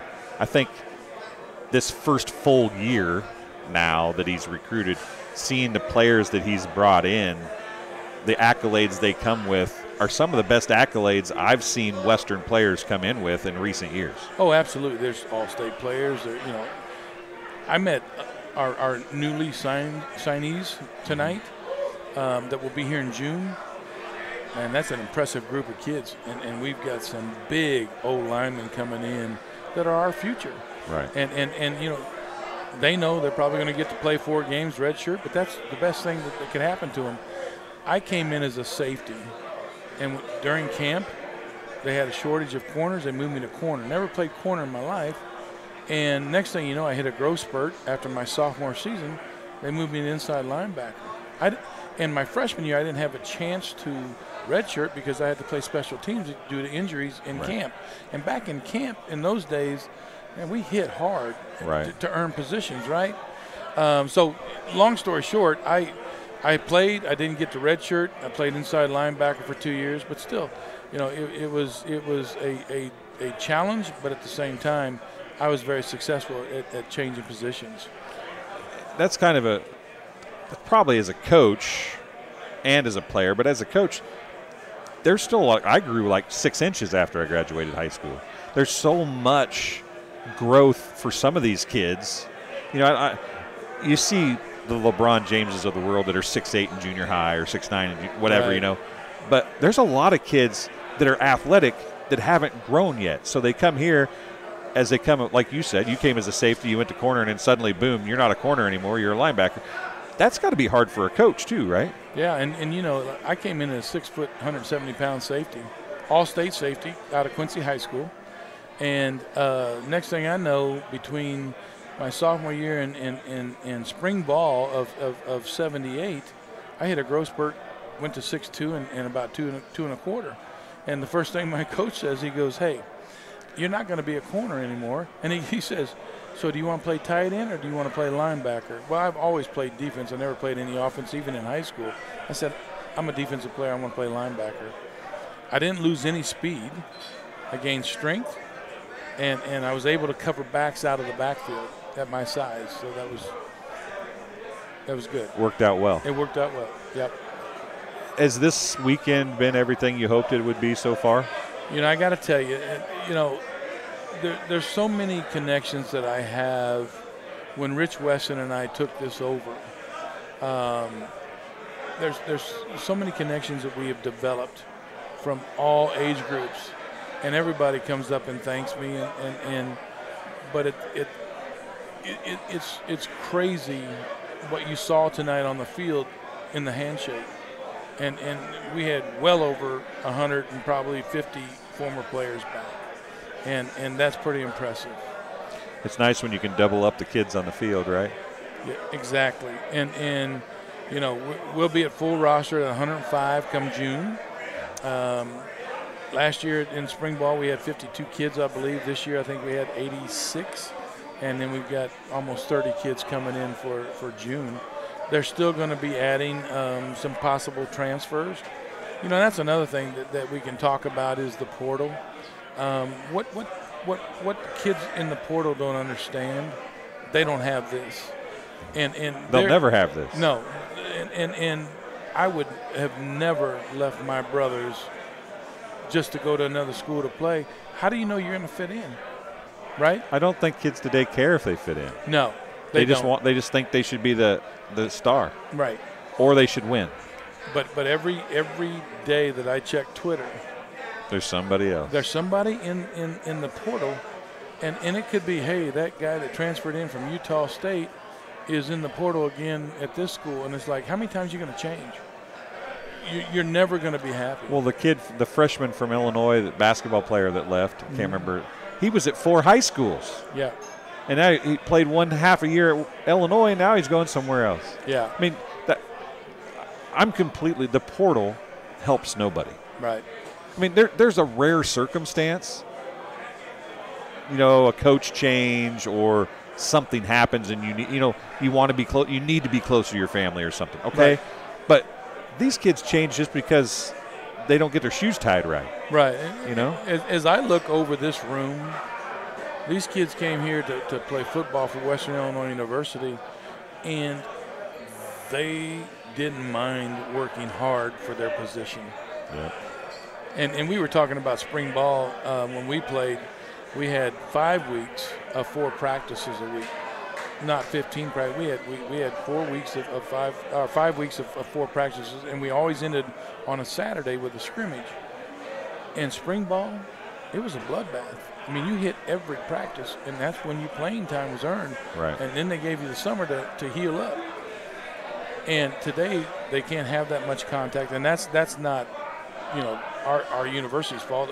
That's just NCAA. You can't hit that much anymore. At every level. Right, at every level. That's right. And so, but now, they have to be careful how much they practice, how much they hit, because they don't risk. And last night we were out on Hanson Field watching the walkthrough, and Coach Hendrickson asked us to the guys that were on the field to come out and talk to the team, right?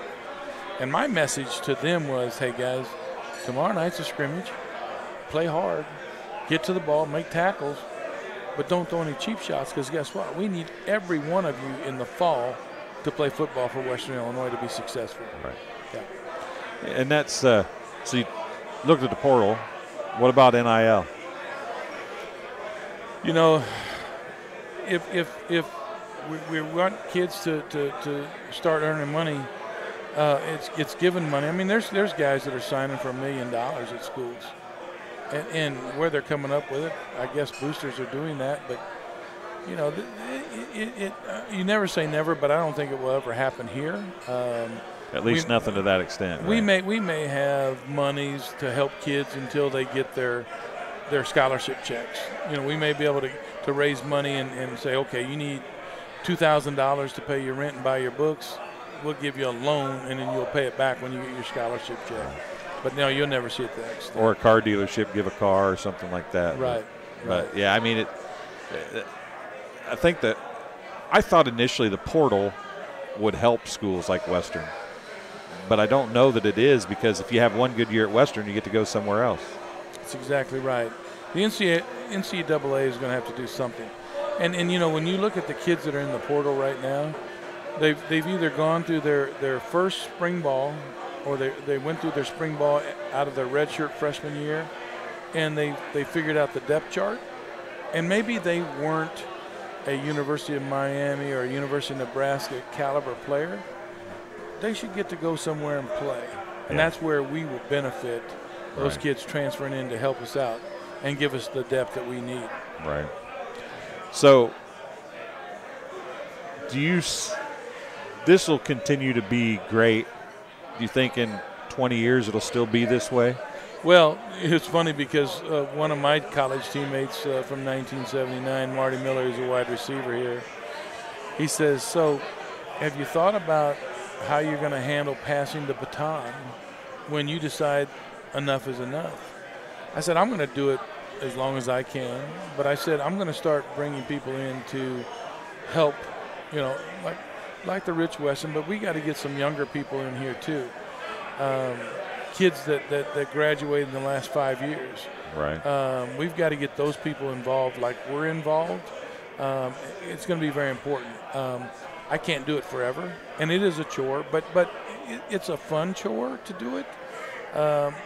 And you know, when you see Frank Winters here and Keith Blue and there's so many good football players that were here, and I think even if you sign a free agent contract, you got a chance. Yeah. You never know. Some of the best stories in professional football have been written by guys that were signed as free agents. Yep. You know, even guys that walk on here have made a name for themselves. And I guarantee you there's some walk-ons in this room that said, hey, I'm going to go play football at Western Illinois, and I'm not going to take no for an answer. And they were successful.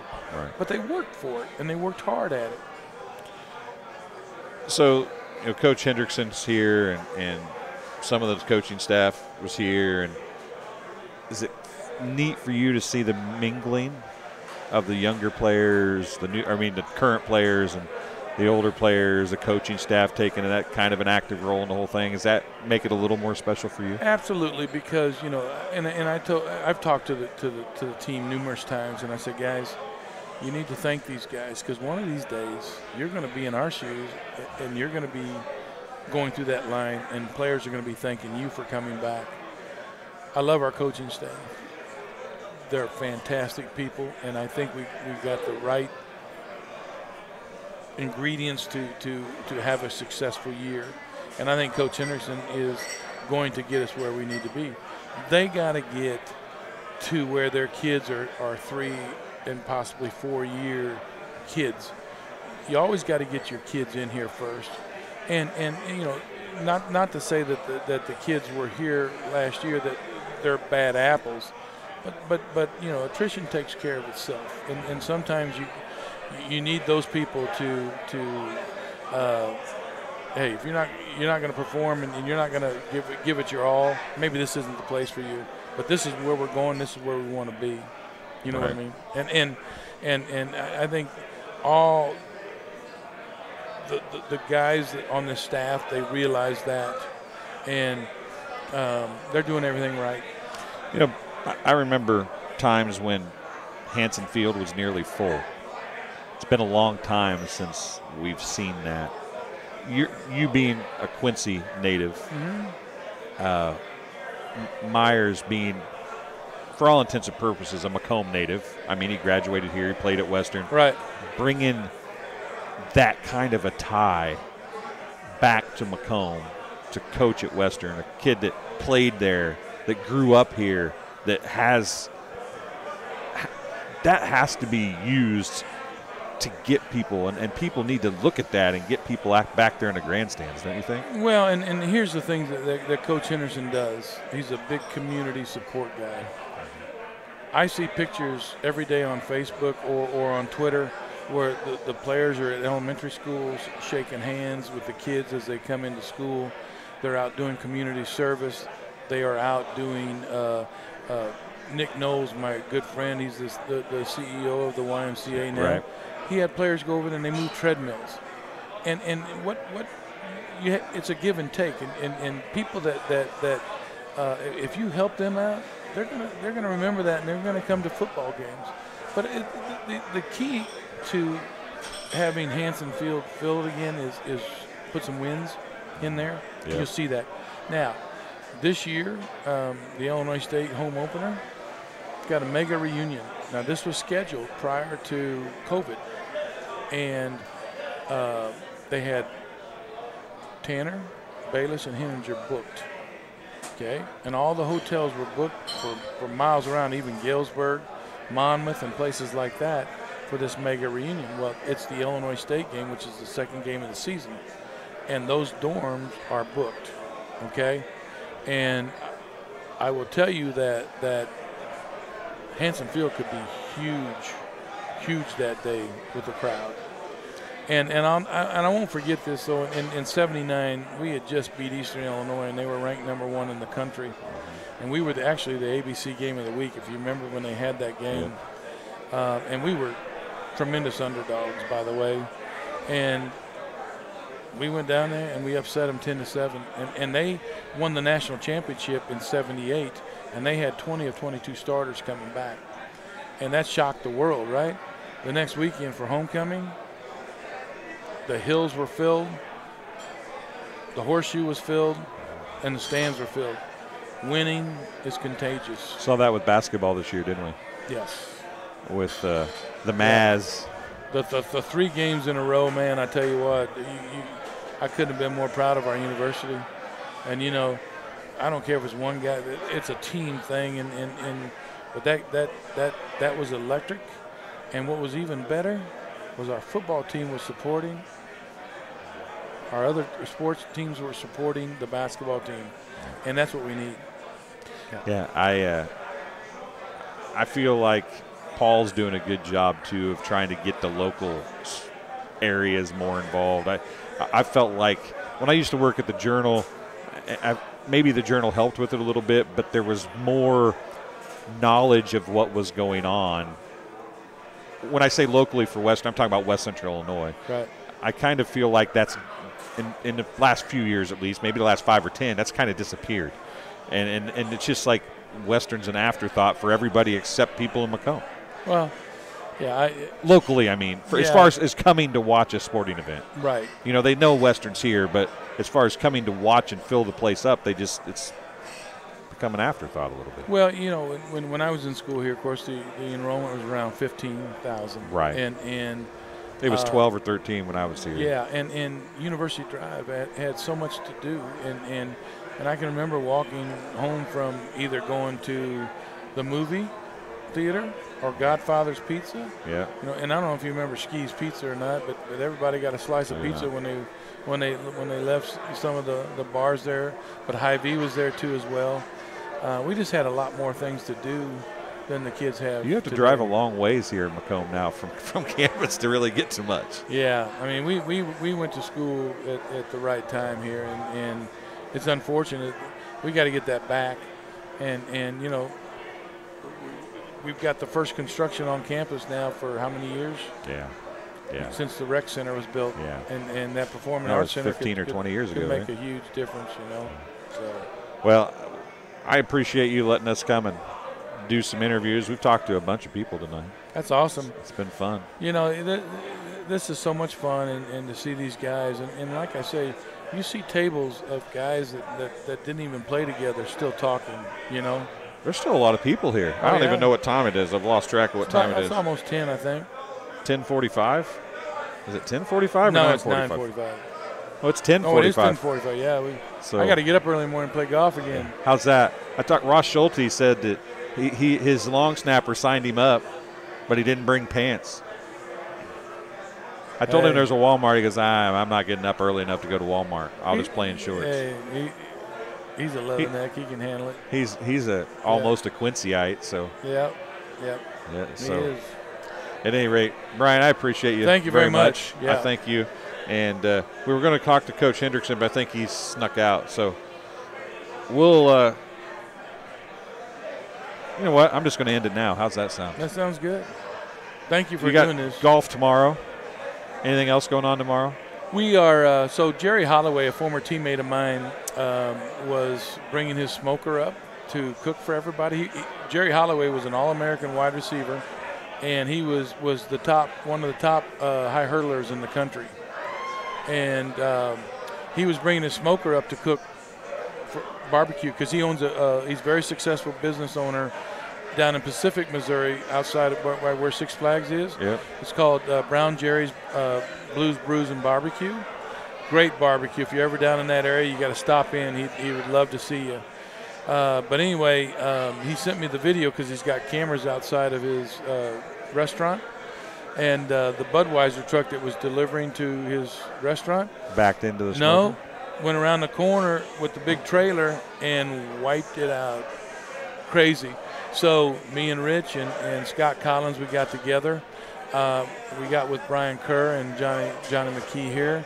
We're doing ribeye steak sandwiches for the guys tomorrow, and we're getting baked beans and potato salad from Hy-Vee. So the money that we earned today from our golf outing at the Macomb Country Club, we're going to pay for that. And so lunch tomorrow after golf will be on the football alumni. Well, that's awesome. Yeah. That's awesome. We told Myers not to worry about it. We got it covered. So you got to give back to the football team. That's right. That's what it's all about. That's right. Support them and have fun. That's right. You don't see, Coach Hendrickson left, didn't he? He was standing over there. You don't see him anywhere, do you? You talking about Coach Mark? Yeah, Coach Mark. Myers? Okay. Mark. Yeah, he was standing over there, but I don't see him now. I think that he's gone. I don't see him. Yeah. I was going to bring him up and talk to him, and then I found you, so we brought you up. And I don't think he is over there. Is he He's over there next to Rich. See him? Yeah, okay, so we won't end it now. We'll see if he wants to talk. If he doesn't really want to talk, then we'll come back and end it in a minute. I'll go get him. Okay, All right. sounds good. Thank you very much. We'll be back in just a minute here, live from Sports Corner at 124. At Western Illinois University, Leathernecks don't just blend in. Our purple stands out. Our students are innovative, creative, and resilient. At WIU, there's limitless potential, with campuses in Macomb, the Quad Cities, and online.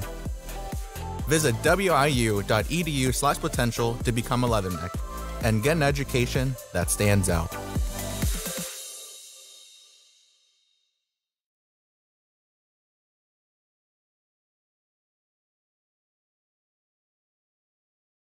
It was the community that really drew me back to Macomb. I'm from a small community, and I'm from a farm family, and ultimately I always wanted to practice in a place like that, and I felt that I had the ability to connect to people who with a similar background from me, and the fact that the staff members at the hospital and the support, all the support staff at the hospital was also focused with the goal of patient care. It felt like it just all came hammered at home for me.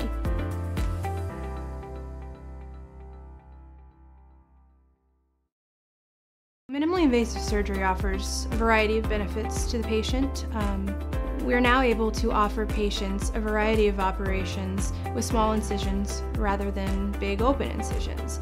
The surgeries that we can do now, minimally invasive, include bariatrics, hernia repair, colorectal surgeries, faster recovery, smaller incisions, faster time back to work.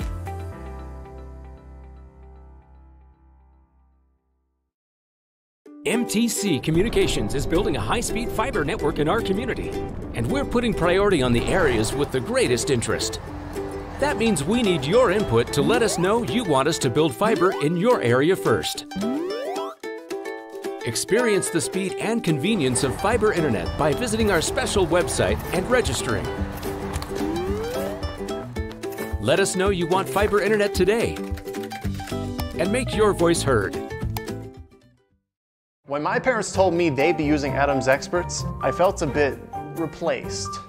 I mean, they always called me to remove their viruses or get their printer connected to Wi-Fi. He even set up their new Roku. How do I adopt a new son? But then he taught me a few things. And now, we're like tech brothers.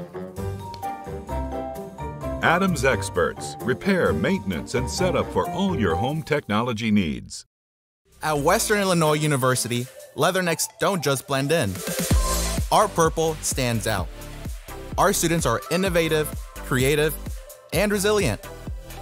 At WIU, there's limitless potential, with campuses in Macomb, the Quad Cities, and online. Visit wiu.edu/potential to become a Leatherneck and get an education that stands out.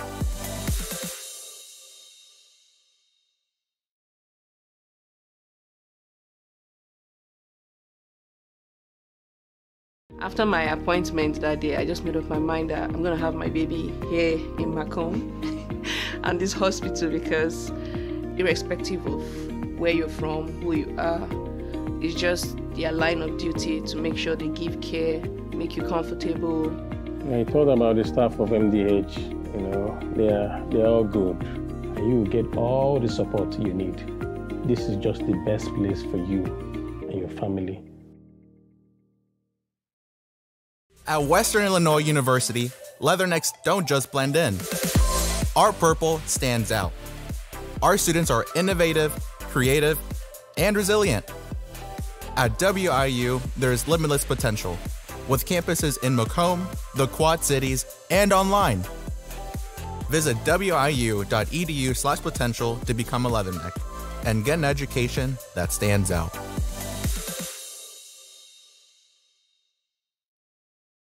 MTC Communications is building a high-speed fiber network in our community, and we're putting priority on the areas with the greatest interest. That means we need your input to let us know you want us to build fiber in your area first. Experience the speed and convenience of fiber internet by visiting our special website and registering. Let us know you want fiber internet today. And make your voice. I grew up in a small town in Missouri, and I like the feel of community. I like knowing the people that I take care of and knowing the people around me, providing care for someone that you know is in this community and helping them to get better. MDH Sport Medicine and Rehab is just not for the athlete.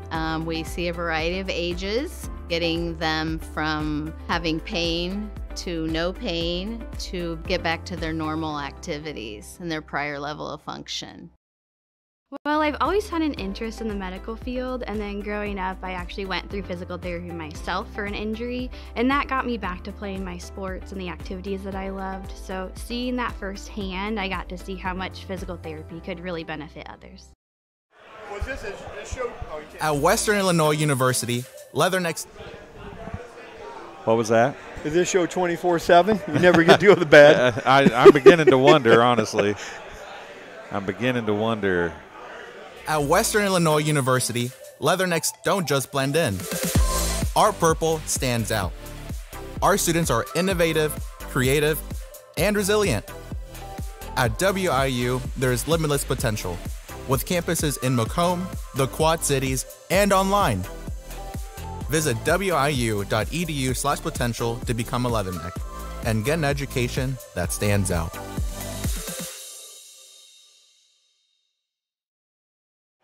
And welcome back for the final time. There was a few clicks and misses in there, and I apologize for that. So we're getting ready to go with Coach Mark Hendrickson. You've seen a few of these spring games. I have. Seemed like the offense was a little slow to get going, but there in the second quarter, once they got rolling, it didn't look too bad at the end of the first half at least. The offense showed some things, and I guess you've already been through this probably tonight. But the good news is the defense, looked good. Remained pretty consistent throughout the day, throughout the night. And, of course, the defense had to make a lot of stops because in a scrimmage, obviously, they just got to come back on the field whether they force the punt or not. But back to the offense, that's what you ask about.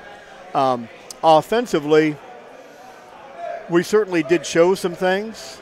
We had of course, our freshman running back showed some things that he can do.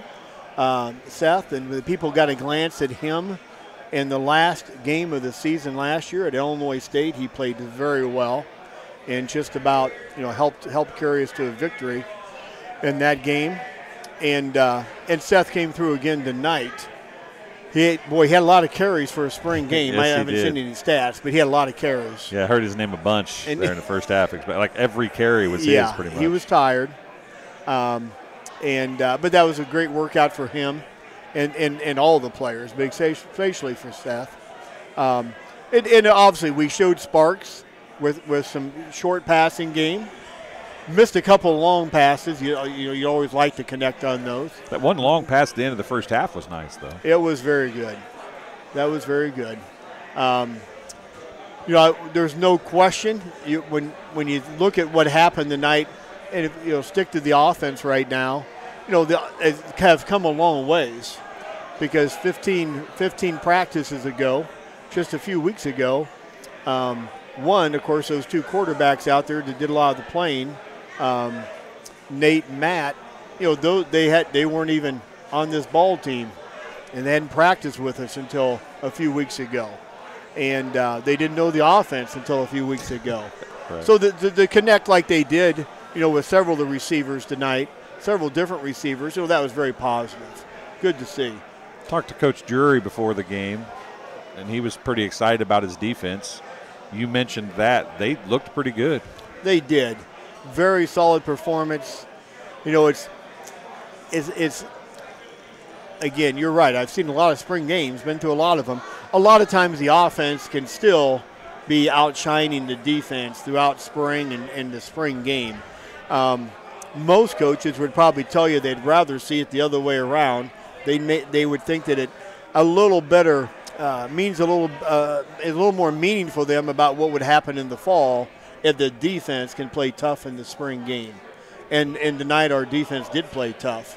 And I don't know the number of snaps. I haven't seen anything on paper yet. I haven't seen any results. But it was a lot of snaps for a spring game, so that was great.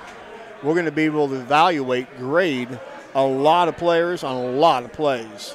I think we were very fortunate nobody got injured. Again, that's how a lot of coaches determine how long a spring game goes.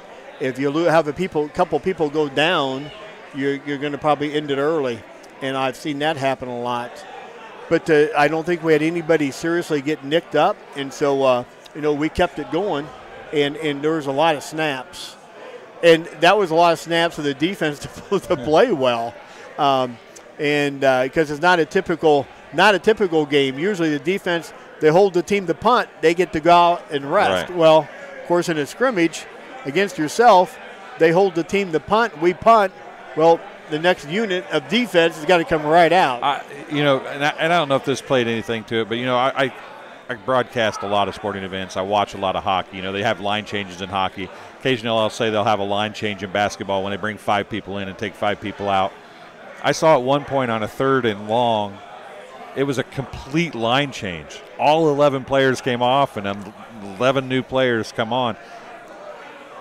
That kind of a thing is not something you see very often, even on a 3rd and long. Yeah. I went to a dime package, it looked like maybe, but bringing all 11 players off and putting all new 11 on doesn't happen very often. No, it doesn't. And I know that Todd was looking at that package and substitution tonight, and again, the positive thing of that was he had a lot of opportunities to do it, because that happened on several times on 3rd downs.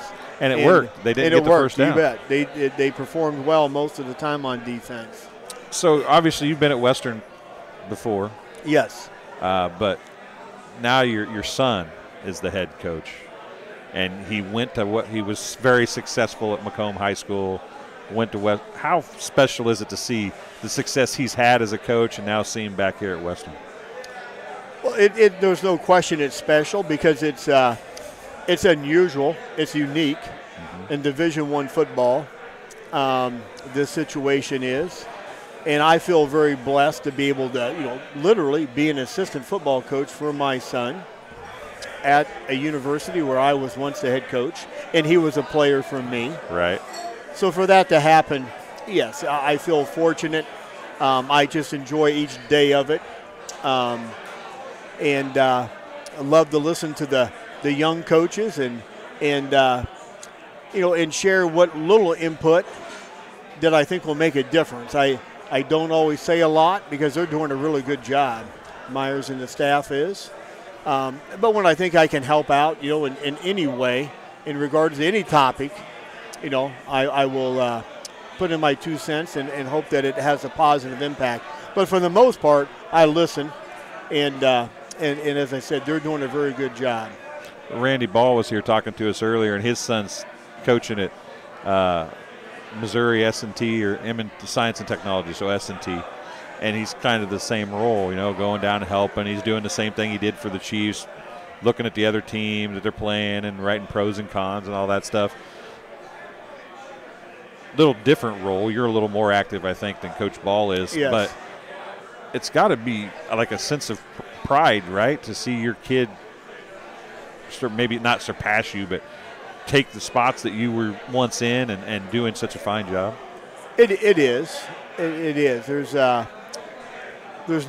You're correct. I just, again, feel blessed to be in this situation because it is unique. And I spent the 3 years with Myers over in Kansas and had a great time there on the staff, and am enjoying it here too. When he went to Kansas Wesleyan as the head coach and asked me to come over and join him, which I did, and my wife and I had our home here for a number of years. I'd say 21 years at that time. And so we thought, well, which we did. We rented a place in Salina. We didn't sell our home here. But thinking that Myers would end up, who knows, 2 or 3 or 4 years, he might coach in California next, or in Texas, or in Florida. And you might not go. And I might not go. It'd be a spot where I can't go, and we'll move back home, and who knows where we'll go next, but at least we'll have a home in Macomb to move back to, and then decide what to do next in life. And we never dreamed that of all the universities in America that he'd ever end up back at this one here. And that's that is what happened. And so we moved back into our house. Looking back on it, you were the smartest guy in Macomb, weren't you? There you go. And so we're glad to be back and be part of the university and the community again. When Myers came, one of the things I heard is how great of a recruiter he is, and what a great job he did in Kansas recruiting. Seems like this first, what I would call his real first recruiting class, he's kind of lived up to that billing. Looks like he's got a pretty good class. Well, I agree with you. He went right after the high school players initially, and we did again this year too for round 2. But last spring, 12 months ago, say 14 months ago, he and his staff, once he got them hired, they hit the ground running, really into the high schools first, and signed a good group. And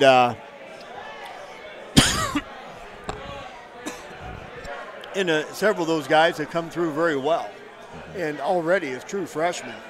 I wouldn't be able to name them all that were out there tonight. They're playing key roles, but there's a lot of them that were true freshmen this past fall.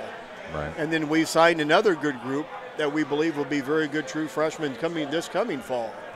And it'll be back-to-back good freshman groups. And when you talk about the total recruiting package, with a lot of, potentially very, very good transfers as well. But we're still trying to build that base, with the high school players.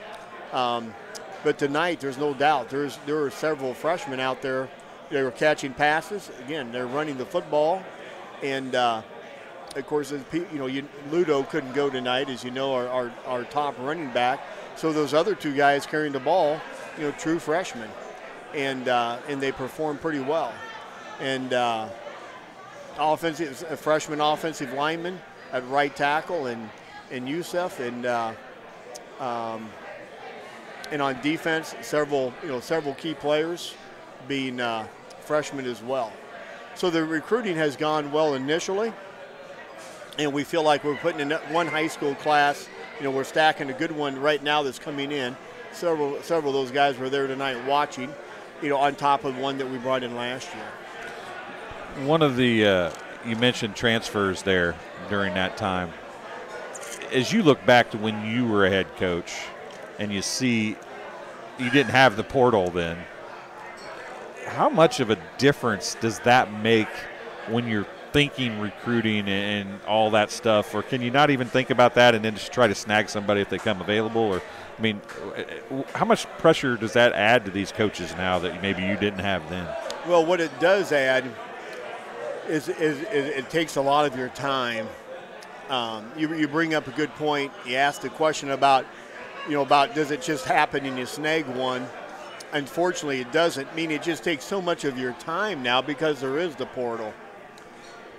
5 years ago, before a portal, before we had a season, some people had a season canceled. At this time of year, as an example, your recruiting was completely done at this level of football.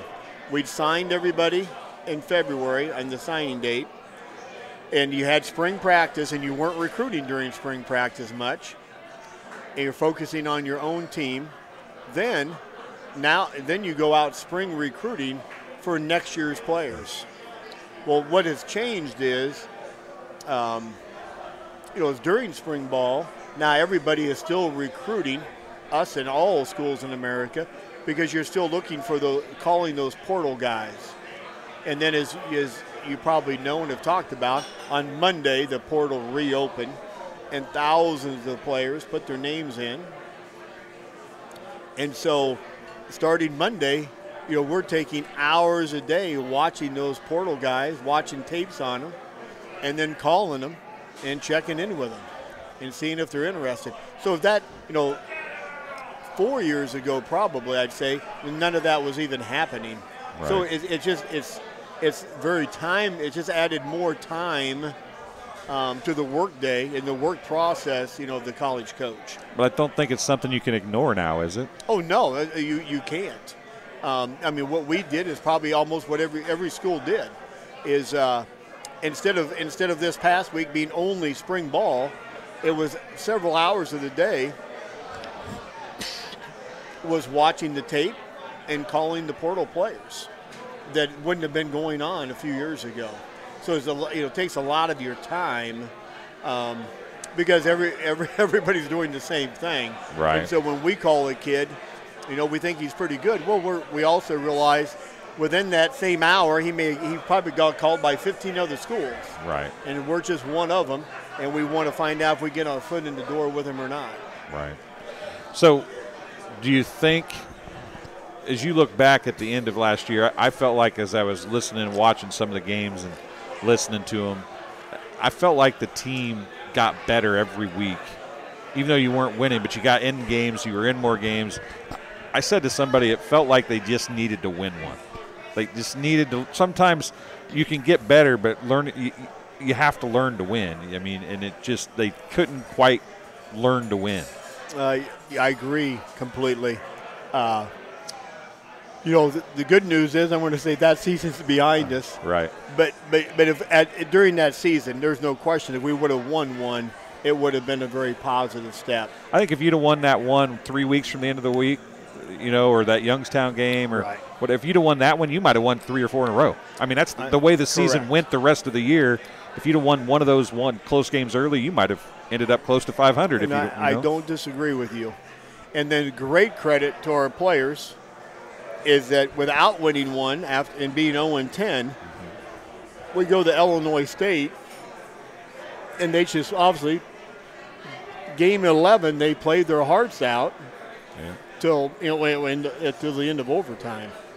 Kind of the past theme regulation. The theme tonight has been a brotherhood and heart and tough and fight. That team last year brought that all the way to the end of the year. Yes, they did. They did. There's no question we would like to have played better last fall, but the one thing that they did, they stayed consistent to the Leatherneck cause of being tough, as you're saying, and never giving up. That's for sure. And what they did in Game 11, considering it was a loss, in a lot of ways, was very impressive. One of the common threads I hear about Myers is his community activeness with the team. He's very active himself, but also the team in the community and going to schools. And I mean, some of that's different maybe than when you coached, even when you were the head coach here, because that's become more, I think, as we get farther into society, that becomes more, that kind of stuff becomes more and more popular. But do you think that's one of his good characteristics or better characteristics? I would agree with that. And I would say that part of that, of course, is he grew up in this community, literally.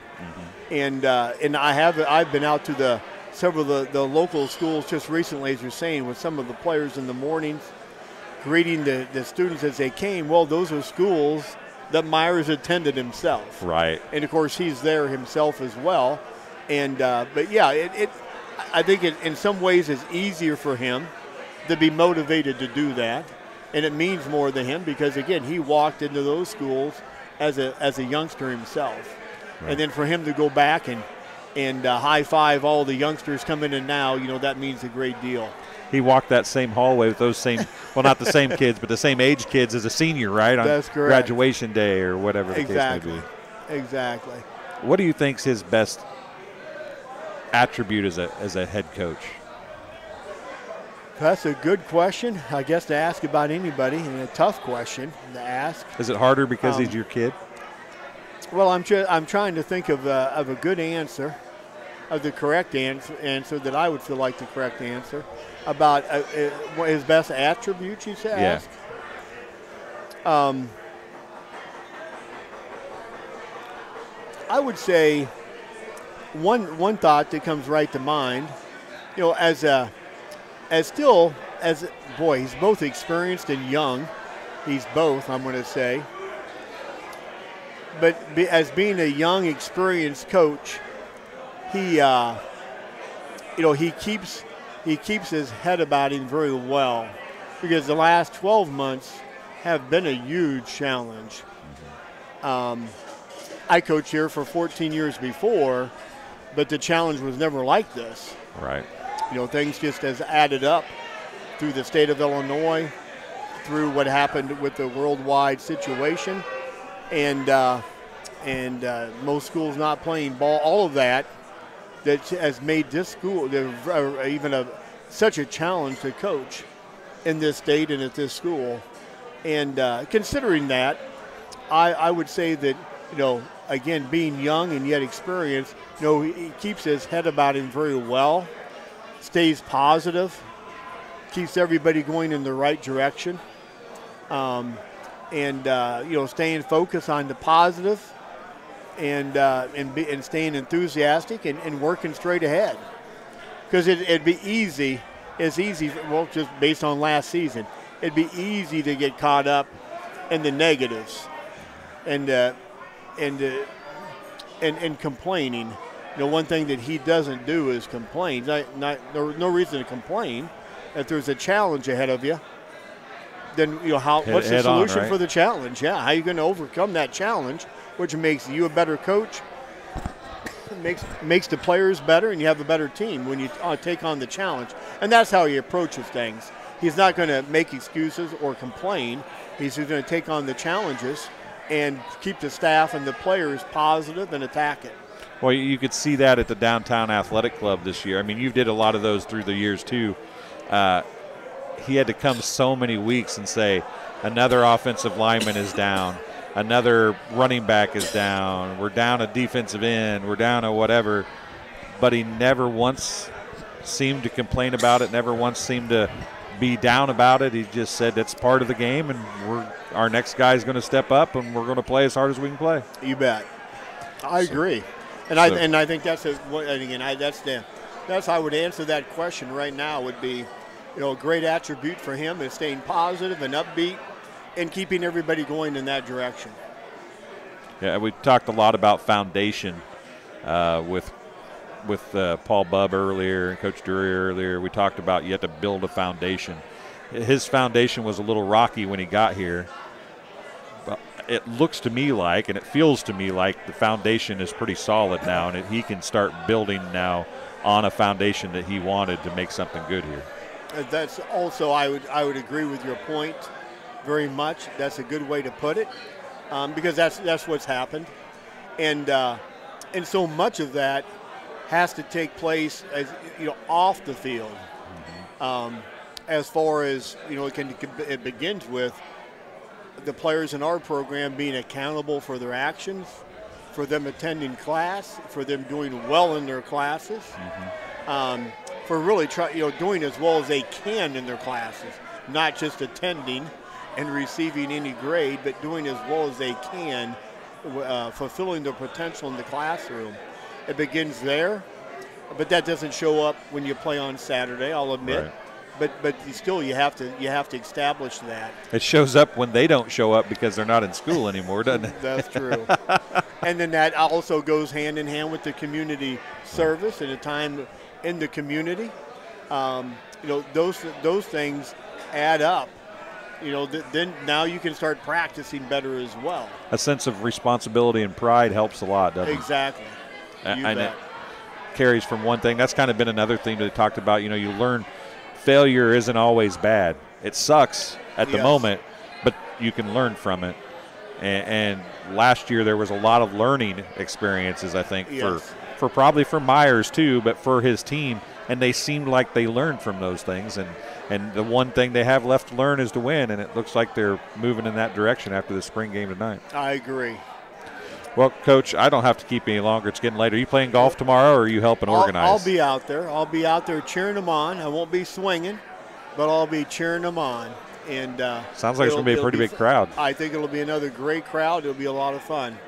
Well, we appreciate you sticking around here and talking to us. Welcome. Good luck this I guess fall it will be now fall. That spring is over. That's right. So are you a baseball fan, or do you get to watch any of that stuff since you coach all the year round? I am a baseball fan. I don't keep up with it real specifically. Myers' brother played baseball at the University of Illinois. So we were always, of course, cheering him on for the Macomb Bombers, and then at Illinois. So we really enjoy the sport. Don't have any particular team that we live and die with, but we like. My wife and I enjoy watching it. It's a little more relaxing when you don't have to coach or worry about anything, right? When you don't have a son playing or a son coaching, it's much more enjoyable. I can imagine that. Well, I think that's going to do it for tonight from Sports Corner at 124. We've only been talking for 3 hours and 26 minutes here this thing. So we greatly appreciate everybody stopping in and talking to us, and everybody that's tuned in and watched tonight. John Burton has been here all night. Tegan Perry did an interview, has been here all night. We appreciate those guys. Thanks for joining us, and make sure you get your tickets for Western Illinois football, Western Illinois volleyball, basketball, all the sports. There's some baseball going on. We're actually going to cover a Western baseball game Sunday. It'll be at goleathernecks.com on Sunday. We'll do some more games after graduation as well. So once again, for John and Tegan, I'm Dwayne Hulett. Thanks for joining us live from Sports Corner at 124. Enjoy your upcoming football season. We'll talk to you again very soon.